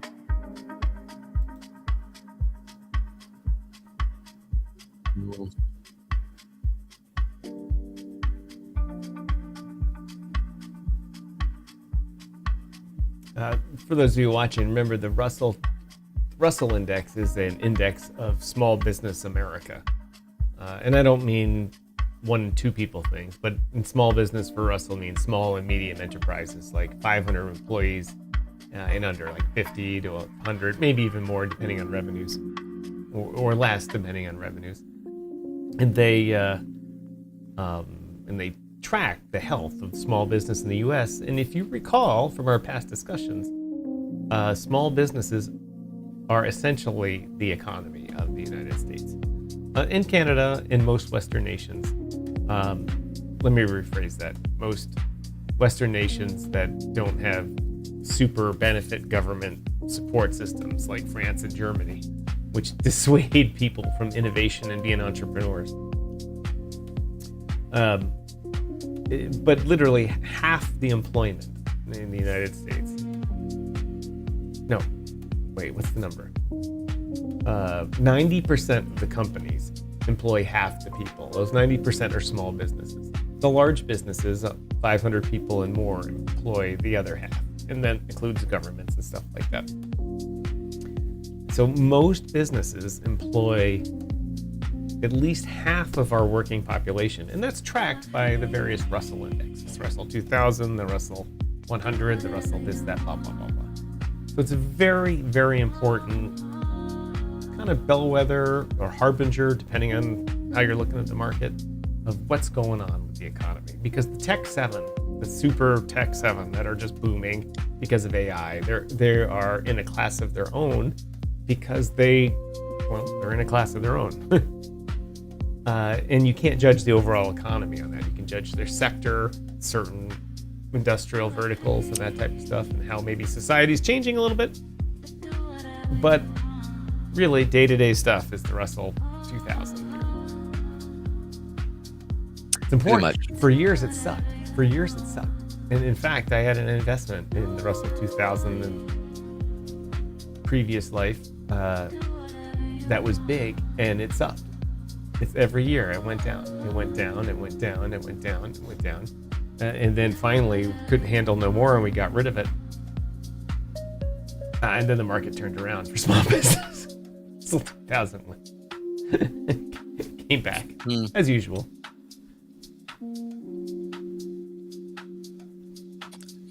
I think what's interesting is when you look at the market here in particular, what I'm looking for is really the daily wicks, right? And we're not seeing any really demand wicks, and we're seeing this while gold is screaming up. We're not seeing, when you look at the S&P 500 now, today we saw a lot of demand wicks on the internal time frame, but honestly, you can see on the daily, you see a lot of seller wicks as we're coming up. Same here. And this reminds me of when 2008 was happening. It just grinded up like this. It reminded me of 2008. And like I can go back and we can look at it here.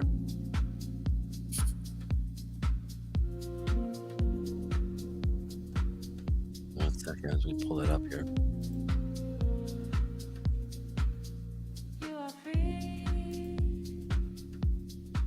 This is it right here. Just see it just grind it up like big sell off, boom, grinds up, comes back down, grinds up. So we're like, boom. We're basically like right here. It's just grinding up, boom, sell off. And so it's like, I'm wondering, is this really what is like, are we at that last little bit? Because everybody's now starting to buy gold.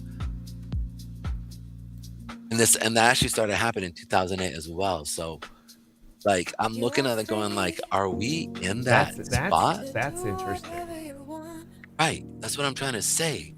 It's like, it just reminds me of it. But it's at such feverish heights that you can't really see it.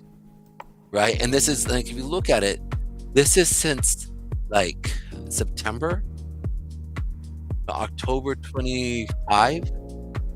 Right. Boom. Sell off. You can see we've fought at the 100 period moving average here now multiple times, right? And they're starting to get close. You look at the 50, look at the 89 period moving average. They're getting closer and closer. I'd rather see it like that than this right here. So that's why I'm just like, are we dying off? When you look at the volume is dying off. Right? Like, that's why I'm like, and I hate to say that I've been talking about a market sell-off for a while. You know, like I think since August, September, early October, a sell-off. Early parts of Trump's administration, because what he was trying to do, and we did see some of that during the talks, during the back here during the February, March talks, right? He was talking about tariffs. But ultimately, I think what's interesting is that you're watching the climb up and it's just going down. You can look at this volume here, you can see that. The volume is coming down here a little bit more. And so this is where I'm just kind of waiting to see, is this the part where we're going to see the market drop? It's seeing the huge push in gold. Are people preparing for this huge drop and then everybody else run into gold? And the other part is, gold itself is one of those ones that is a store of value, and everybody has boxed, known to buy gold. But buying gold is an arbitrary ideology because, like, if you're going to buy something of use, right? I mean, copper is a better thing to buy. Or even like, palladium, right? For cars, kind of like converters, right? Like, that's what I'm saying. Like, there are better metals to buy. And I'm actually stealing that from the Prop G guys. They're one of their main podcasters. So it's like, you made a good point. Like, if you're looking at things, that's really there are other better metals out there that you could buy. So really, I just think it's really interesting. Really, really. What are your thoughts, Tom? 1 second. Doing some social media here, try to get the YouTube feed going. What I'm interested in is the relationship of gold buying prior to the collapse in 2008. I don't mean I meant that prior to the actual day when Lehman Brothers collapsed, or Arthur Anderson was Enron. It was Lehman Brothers, right? Lehman Brothers, yeah. God, I could have been in that because I worked for when Lehman Brothers was part of Shearson. It was American Express, Shearson, Lehman. I worked for them, and I could very easily have stayed with them after I graduated, and then lost everything. Oh yeah. I mean, look right here, 2008 April. It goes from 1,000 and it crashes all the way to almost 749. Like, so this is the part that it was screaming gold up. crashes in that period? Huh? But here's the thing, it skyrocketed in 2008, right? Like, during this time period. Look at this. Boom, 2006, boom, consolidates for a year. Skyrocketed from 2007 to 2008, right? Look at this huge climb. This is while we're watching the S&P 500 skyrocketing as well.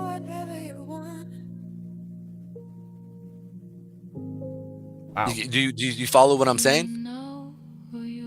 Right, because before April of 2008, I'm sorry, go ahead. all the markets went nuts. Yes. This is what I'm trying to say. Is in 2008 we saw the crash. Stock market before 2008, right? That summer was skyrocketing. So was gold. Look at gold, 2007, all the way through 2008. It goes from literally $600 to almost $1,100 here. It almost doubles. People knew. It wasn't just the guys from the big stores. That's what I'm trying to say. Yeah. I mean, look. If we're gonna follow this here for almost 2 years, it goes from 500. What is that? 560. Right, from 2006 all the way to almost 11, or I don't know if that's, it's at 1090. I gotta put my glasses on. 10. I don't know. It's 10. I think it's 1030. 1030. Either way, it almost doubles. You know what I'm saying? It literally goes from 500. Here we go. 500 right here. Ish area, from 2006 all the way. So you're talking 50% growth each year.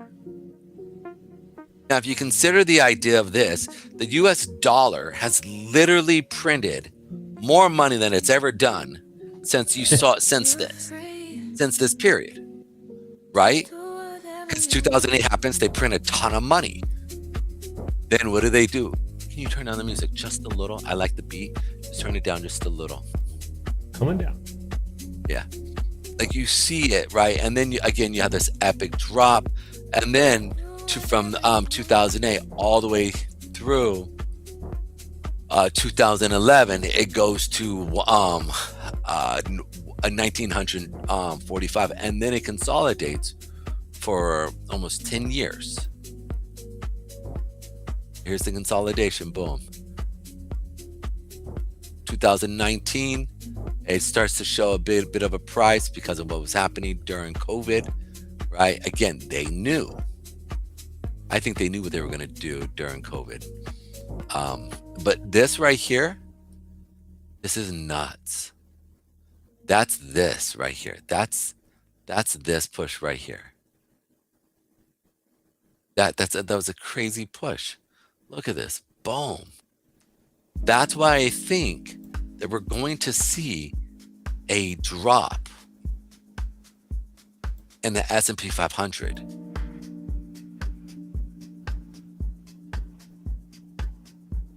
Somebody's playing. Somebody is a playing. What are your thoughts, Mr. Herlihy? This, right? Just this here with the gap. But Pedro, I mentioned this last night on the show, and I went over this. I'm going to bring up my screen for a minute here. We mentioned drinking your vodka tonight. Yes, I got my fifth. I got my handle. And I've been nursing this all night because if I have two of these, I get stupid at the end of the show, and Mrs. Striking is unhappy. You don't want any of the handle? I'll send you over the Hey, I love your filtering machine, so that's probably some good stuff there. That's good water, right? Some good Exactly. H2O. Does anybody know any Let's go to the 1 hour. what movie that's from? Wait, what was the line again? That's some good H2O. Nope. That's Waterboy. Oh, of course. Waterboy. All right, Pedro, we saw, and I'm not a wizard with trading view charts, so I wish I could do this better, but we saw points in which we were like, oh my God, this is a blow off top. Here, here in just January 9th, here, it's at 4,500. They're like, it's a blow off top here. Do I have my screen up? Yeah, I have my screen up here. It's it just came up. It came up, went up, and then went boom like that. It went from 4,400 to 4,600. Went $200. Like, oh my God, that's huge, massive amounts for gold. It can't just keep going up. It's got to correct back down to liquidity levels. Nope, not at all. It decided to consolidate, and then it has a big run up again. It says like boop, and you're like, all right, it has to be a blow off top. Has to be. It just can't just pump like that. Nope, and it consolidated here, and then pumped after that. And you're like, all right, here we go. That's a hockey stick. If we looked at just this right here, without looking at any of this, we would say that's a hockey stick. It's going to retract. And it did a little bit. It retracted a little bit. Oops. Yet. We're at that point. And then it turned around and went up again. And we had a hockey stick here again. No, bro, it's a super hockey stick, bro. Like this, like this is a Mondigo, bro. Was a Mondigo hockey stick, bro. Like, look at this thing, bro. It's like, and then it does it again. It says, all right. Then it pumps, and we're like, no way can it keep doing it. And then we get to this week here. It retracts just a little bit, and then it dumps back and consolidates, and then it just comes up here, boom, like that, and we're like, all right, now it's finished. They can't go up anymore. And then today, it does. Every time, Pedro, in the past month, which we said it's going to be a blow up. What is going on with my fucking chart? Just draw the god darn thing. and it's blown off the top. And we'll say that again right now. Well, I will sit here and say, all right, now's the time. It's got to come back down. It has to. It's blown off. It's blown off the top. It's too far from the 21-day moving average, and it will. Let's get rid of all these other drawings, and it'll do something just like this. It'll come back down a little bit and then go boop, and next thing you know, we're at 6,000. And that's the theme of today's show, 6,000. Are we going to get to 6,000? Of course we are at this rate. I don't see anything stopping this. There's nothing on the Pedro, in your years of looking at charts, is there anything in the gold chart that says, weakness, it's going to go down? We know at some point it's going to go down. We understand that. Yeah. But in the next day or so, what's keeping it from going to 6,000 first versus 5,000 first? Volume.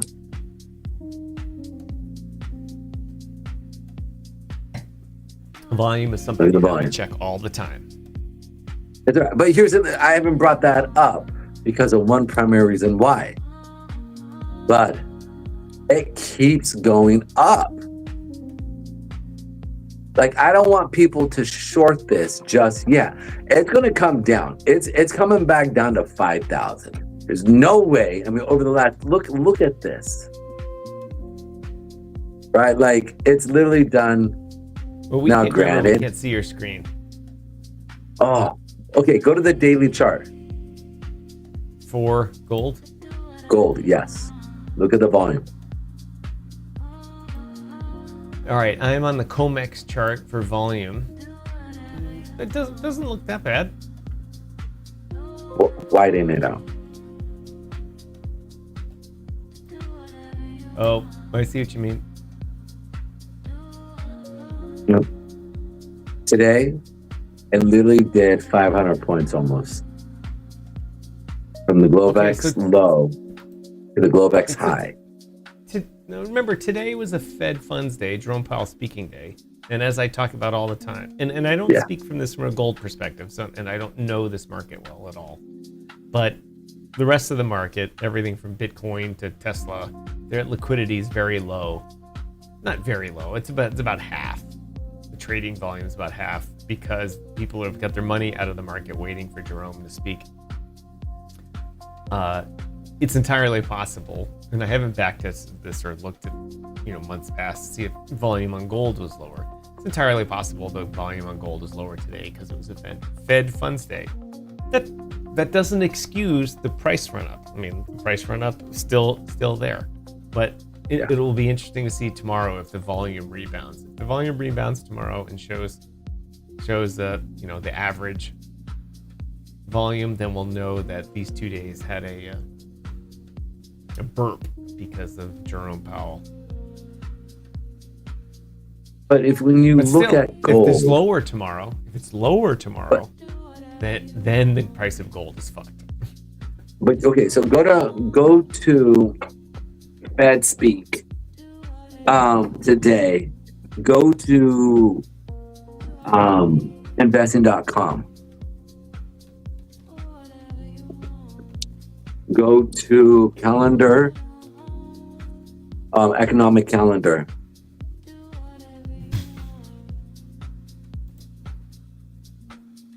All right, today Jerome Powell spoke. Go to today around 2:00 or 1:00 your time. I'm on your time. Okay. Now you're gonna see that. Now click on it, and you're gonna see a bunch of previous days that he's spoken. And I want you to go check volume on those days. You see? December 10th, October 29th. Go back and just go to your chart and just go look at volumes and then look at today's volume versus. December 10th, October 29th, September 17th. All right, December 10th. Let's see. I think you can go back up to a year. You can follow those all the way back. Well, I think you are right, sir. December.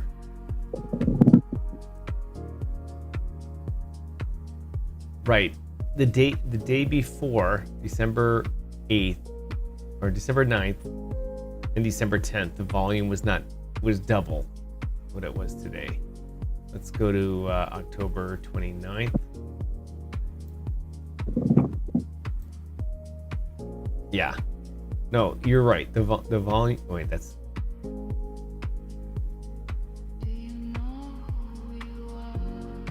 Yeah, the volume is let's see, 246 million, and today it's it's half. You're right. The volume is half. So today was a bit of much of a shy day, and look at it go up. Right. So it's just interesting. Now tonight, we're actually seeing a lot of volume coming. For whatever reason, my PC does not want to work when it comes to my internet, and it's the most frustrating thing. So I'm gonna have to use you. All right, go to Bitcoin.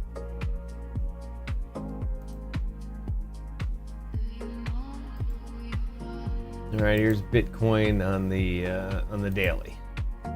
Okay. Hold on, let me fix this chart here.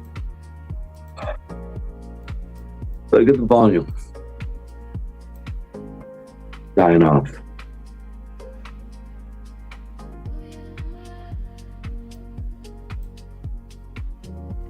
Right. Today was a dead day for Bitcoin, dying off. Well, if you follow it, you can see here that the volume has been dying off now for a few days. Now, today we looked at a few other charts that I wanted to look at because they had good volume coming in, right? And so I sat there and I'm like, good volume coming in, and it's opposite of what is happening with Bitcoin. So some of those ones, like look at Monero.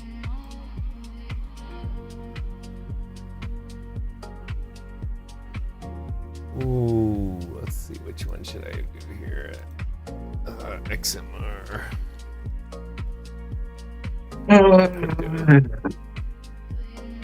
I'm gonna start buying more Monero, or I already have it, but I'm just gonna start buying a lot of it.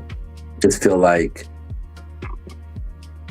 it's really the only real privacy coin. It's the only real one, and if institutions buy it, they're gonna look really shady buying it. So it's gonna be the most decentralized, truly decentralized system. Oh my gosh, look, this is the best part here, Pedro, is that the last time that I brought Monero up, let me see, I've got their it was trading at, I got this Fibonacci retracement on here, and it was trading at 300. That's when I brought it up. And it came right down, just about right to the 786, came almost to this 0.75 deviation before it started its run up. Followed the Fibonacci thing exactly. And of course I was not in it. But this is normally what happens with you, Pedro. We go back and look at old charts and we're like, oh wow, that worked. You're like, oh, it came back down to where I said it was going to, or it went up to where I said it was. This is the first time that this has happened to me. When I went and looked at a chart I haven't looked at in months. And Pedro is gone, ladies and gentlemen. Ooh. And he's back. I'm listening. You are free. Pedro has returned. Anyway, and this is the first time that we've gone back and opened an old chart. And Thomas. Do you know who you are? And for me, it worked out, in which I put the Fibonacci up, and because I do this when I say it's going to retrace to this 786 level here where my crosshairs are, and then start its trend up, and it did.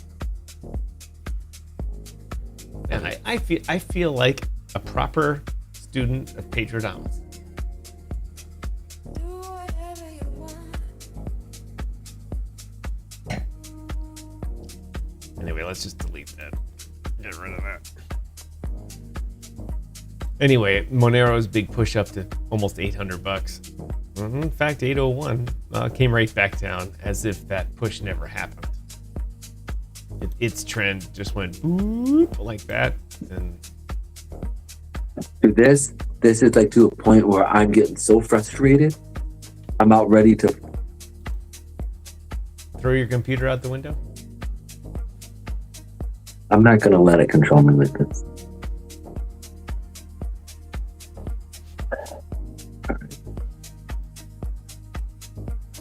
I'm going Pedro, to hold on, Pedro, quickly. There's a couple of people watching on YouTube.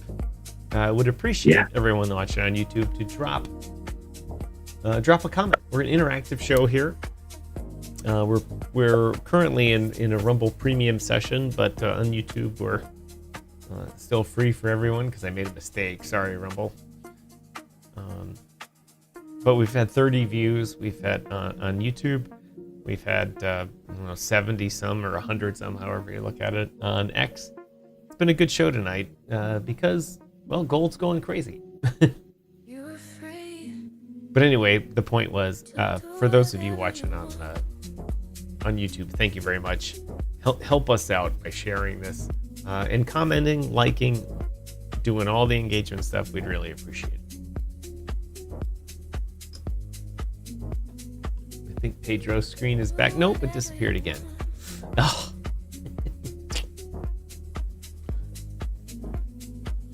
I know. I'm here. Caused me to snork.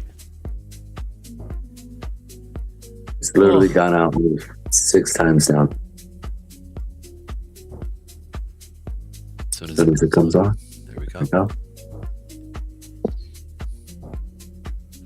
Okay. Oh, seems like it's coming back. Oh.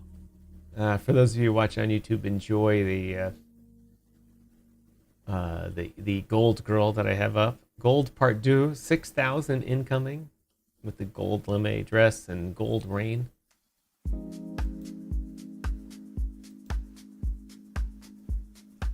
Gotta tell you, Pedro, I love Grok. It's just to think of the shitty thumbnails and graphics I used to make for the show prior to AI being pushed out to the massive. Now I can create essentially a 10-second thumbnail that explains exactly what I want to talk about during the show.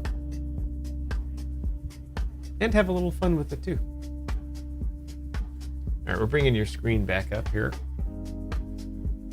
Gold's moving and grooving. Oh, wow.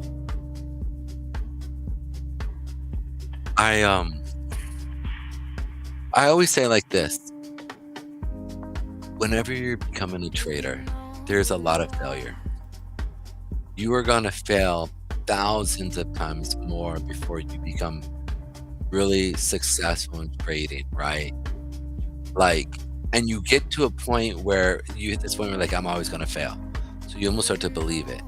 And typically around that time, that's when somebody comes into your life who will really start to kind of help you hone in a skill.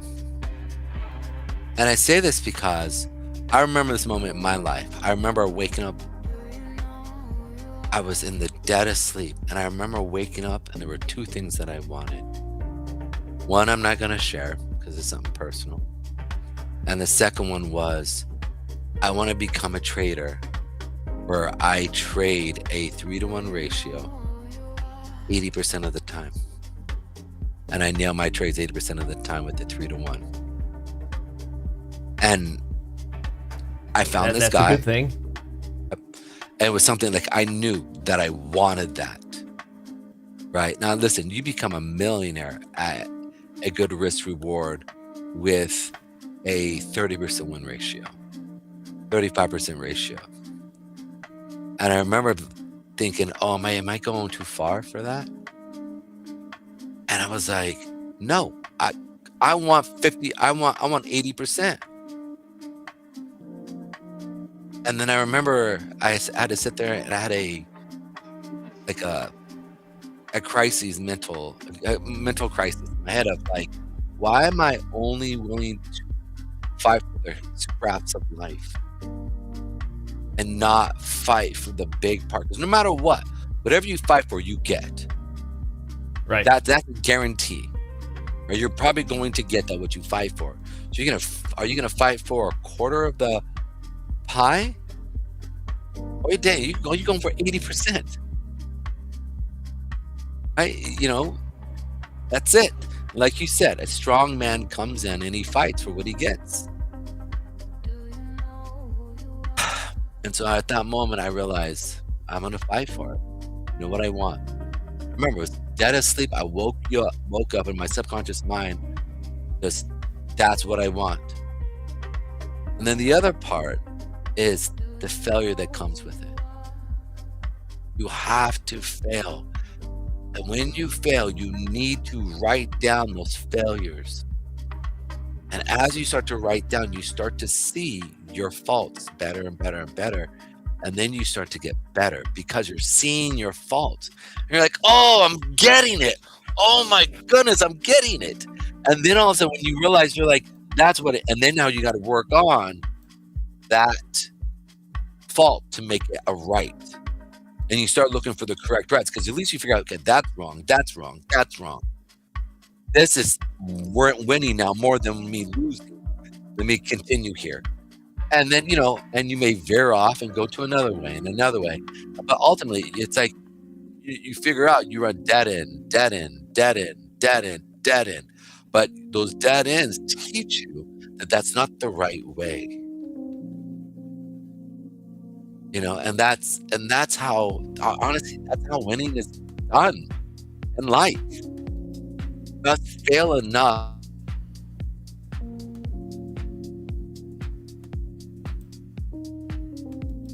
Uh-oh. Sorry, ladies and gentlemen. Pedro's. We need to get him a new internet card. Let's start a GoFundMe for Pedro Damas here.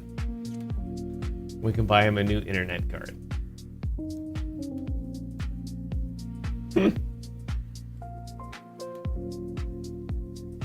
Anyway, let's while Pedro is he's on mute and not working here, let's talk about gold.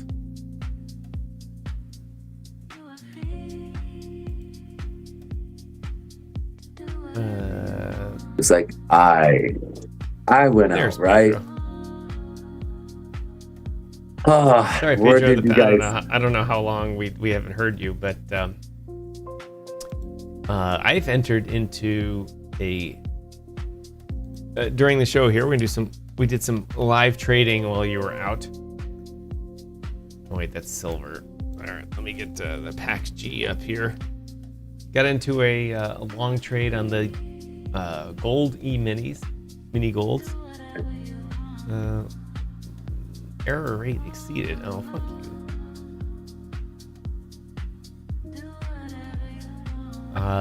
Yeah, the Globex margin rate is much higher. I think it's 6 times the amount than the day rate. And did you hit that? No, but what here? Let me get the proper chart up here. What do I got here? I got the day chart. Let me bring up the 5-minute chart here.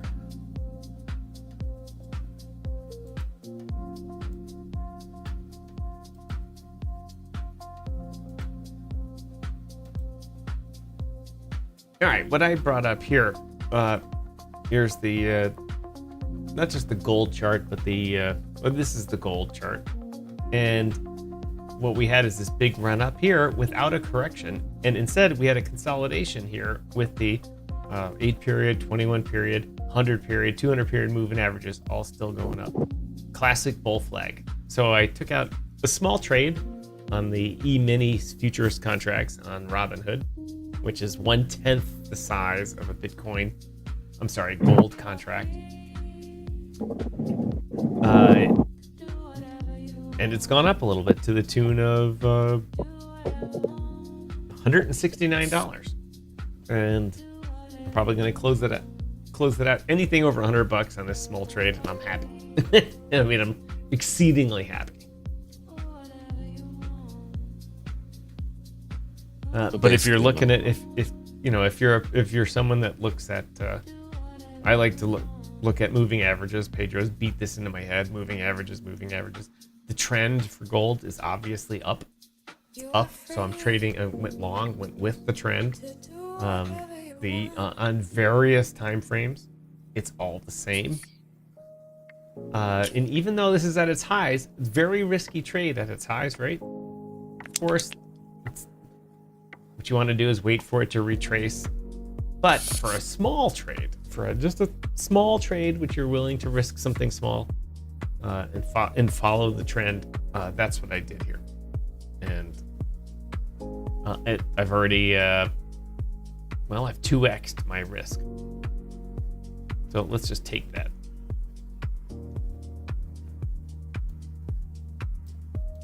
Let's take that and call it a day. Do you know who you are?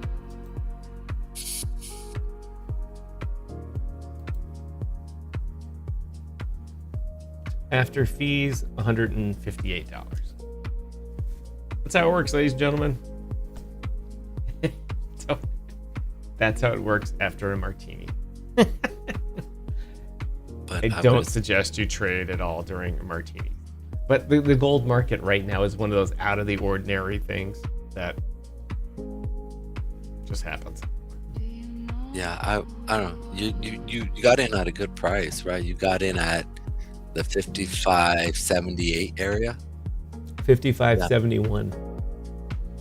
55.71. You got in on a good area. I mean, we could have seen it continue higher because you're really starting to trend. You already looks like you put in the demand wick for the in the night already. I mean, look, boom, down.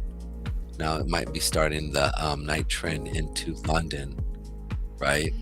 Well, London doesn't open for another hour and a half, so it's them maybe potentially. But I mean, still, you got in on a good area. So I don't know, good little play. I don't typically trade during the Globex, so that was pretty risky. I like to trade in where there's more volume in the market. Agreed. So for me, agreed. The volume is low here for sure. Yeah, absolutely. But for this wasn't a let's make the monthly rent payment. This is like pay for my coffee for the week type trade. Yep. Nice. Man, you spent $100 in coffee?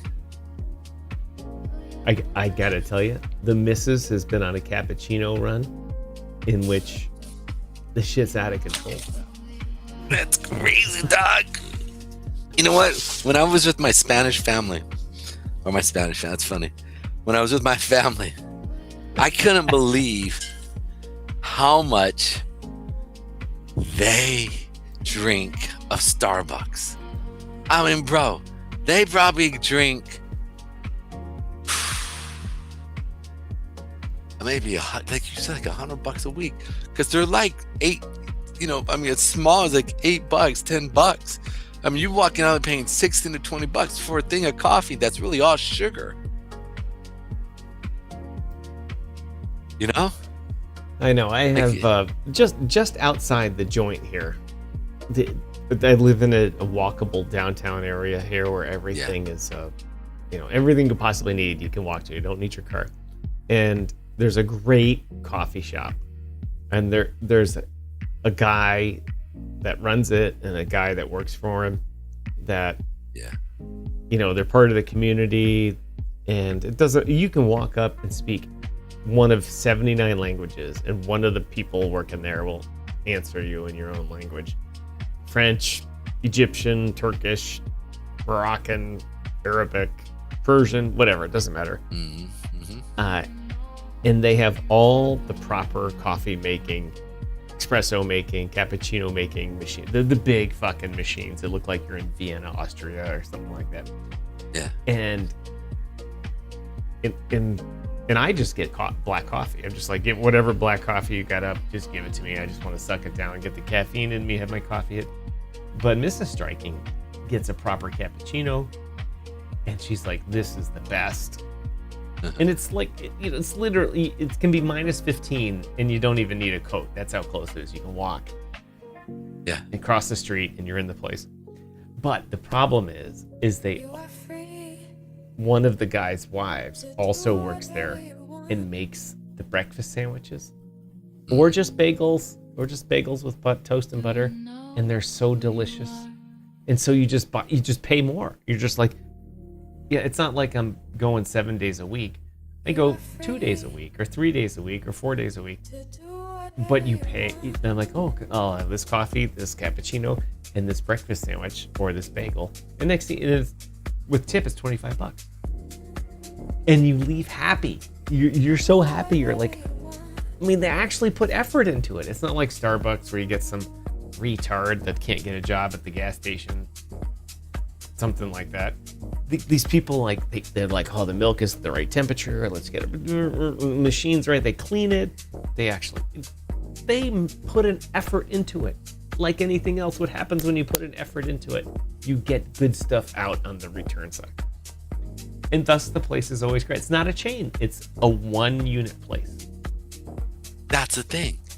If they were to make it a chain, you would lose it. There's a tea place in New Haven, and I love it. It's ran by a few guys from. They actually left Iran during the grandfather. I think he's great grandfather now. Left, brought his family over when the Ayatollah took over. And he had a tea shop in Iran. He had it somewhere else. I forget exactly where. And then I think in the late 80s, early 90s, he opened it up over there and then gave it to his kids, and then his kid opened it. But either way, I say that because it's this amazing tea place. They have all these cushions. Bro, it smells like what's it called? Saffron, like a sweet saffron that burns. Yeah. And it's just, they have so much. They've mixed chai with a lot of Middle Eastern teas. They've mixed basically an Indian tea shop with a Middle Eastern tea shop, and it is phenomenal. In the back, they have a garden you can walk through, and I love it there. That's my jam. Every time I'm in that area, I'll pull in and they have this like saffron chai tea. It is, I mean, bro, it's like $17-18, but it's real saffron. Like, it's, there's you have the fake that, you have the little ones, because real saffron is like, and especially if you get it from a dry, arid place, you don't need a lot. It's a big packet of big leaves. It's not little. Yeah. Yeah. I've bought it before, and I'm like, wait, I'm used to like little things, like, yeah. And it's like, and I thought I was buying dried basil, and they're like, no, this is saffron. The leaves are obviously a different shape, but I was like, and then you open it up, and you're like, ooh. But what I'm saying though is this is, so the sap, but he pays for the actual little red ones, like not the leaves, not the petals, but the actual like saffron little red marks, and he pays a pretty penny for it. Like, it's real. Yeah, that's what I'm trying to say. And you're spending like a tea this big, you know what I'm saying? You're spending not $8. You're spending like $18 for it. But it's really good. Like, your body feels it. They have the cinnamon, the nutmeg, they mix in. They'll throw in cardamom, clove with turmeric. I mean, we're talking things that your body just thrives off of. And so, anyways, I say this because it's a real tea place. And I said, have you thought about making this into a franchise? Chain franchise? And he goes, yeah, but but I would lose all of it. You're gonna get some 16-year-old kid, a 24-year-old kid who's a, hipster, some kid who's a punk, and they're just not going to care. Not gonna care. Nope. They're not gonna care how much saffron to put into that tea. They're not gonna understand like what you really need to do to steep this correctly. 3 minutes versus 5 minutes, it can make a tea turn absolutely sour to make sure it's perfection. I am particularly bad at that. I drink tea. I drink more tea than coffee. Mhm. And I try, a lot of times I drink orange pico tea, but I try to intersperse it with non-caffeinated tea. And it's, the usual bags with the same stuff. You pour it in, but whether you dip it 15 times in 30 seconds or let it just sit there for 5 minutes, it's the same crap. And you're like this, as soon as it gets like from boiling to, 120 degrees, you just suck it down like it's water. You don't really enjoy it. And then you go and have another tea that's, I don't really have much, but occasionally Mrs. Striking buys a decent tea, and you're like, excuse me? It's amazing. Yeah, really. This is amazing. What's going on here? Yeah. You're like, this seems to be, and you leave the bag in instead of just taking it and throwing it out. You're like, Yeah. what you talking about, Willis? Yeah. It's that good. There's an art to it. There really is. Not all tea makers are created equal. No. And we have an additional viewer, an additional follower, K. Ree. Thanks for joining our channel. Really appreciate it. Don't have any other information about you, just that you followed us today. Thank you very much. If you happen to be listening to this, we do see that there's 1 or 2 premium people listening. Give us a comment. Please do. Really appreciate it. We're live. We're not a recorded show. Pedro, I'm gonna have to get going here soon. Gotcha. Well, it's cool. We can actually finish up here. The next. Oh shoot! It's already 12. Yeah, I was saying it was 11:45. How did it get to be 12 already? Dude, 2 hours just flew by. I know. Flew. Actually, 2.5. Right? Right. 2:40.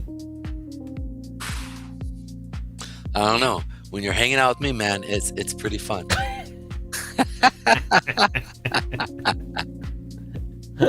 Oh man, this is too much. I'm too much for my own self sometimes. All right, dog. Well, thanks for always wanting to hang out with me. I appreciate you. What is it? Today you hung out with me 5.5 hours? You probably hung out with me longer than you hung out with your wife today. Yes, that's correct. She's like, I'm getting jealous of Pedro. Tell her, I understand. I get jealous of myself.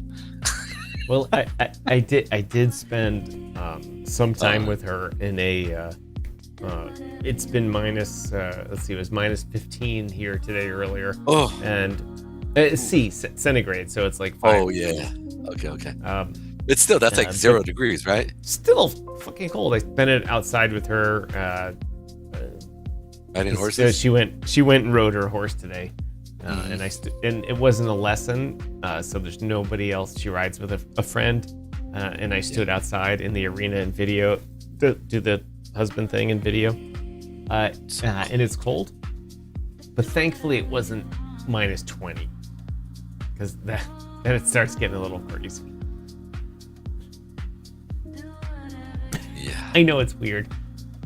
It's weird. You love and make you guys do crazy things. You get used to the cold, and you start justifying like, oh, minus 20. It's like, yeah, it's right on the edge. And then the next week you're like, minus 25. You're like, oh, it's on the edge. It's okay.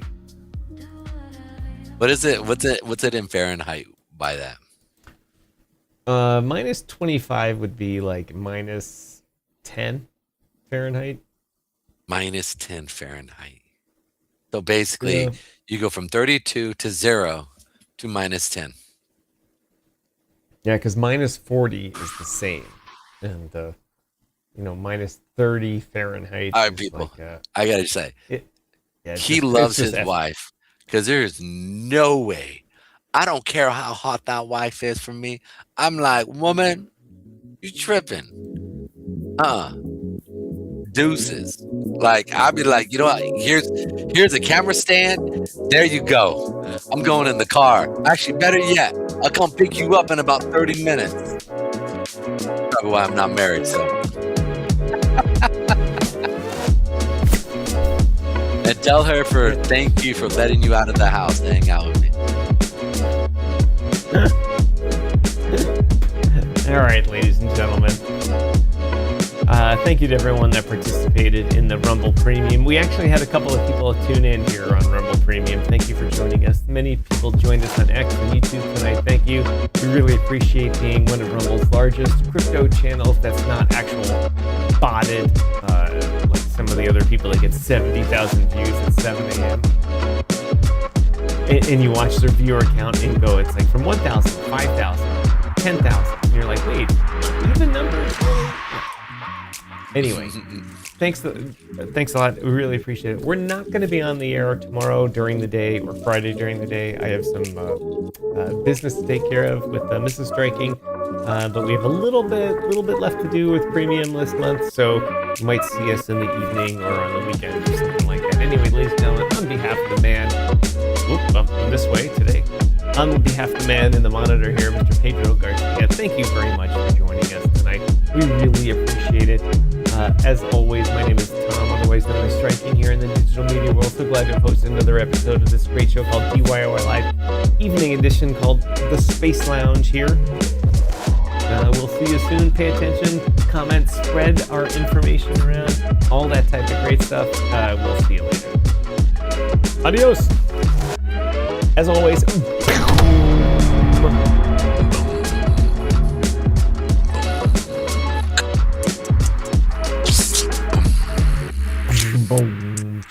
boom.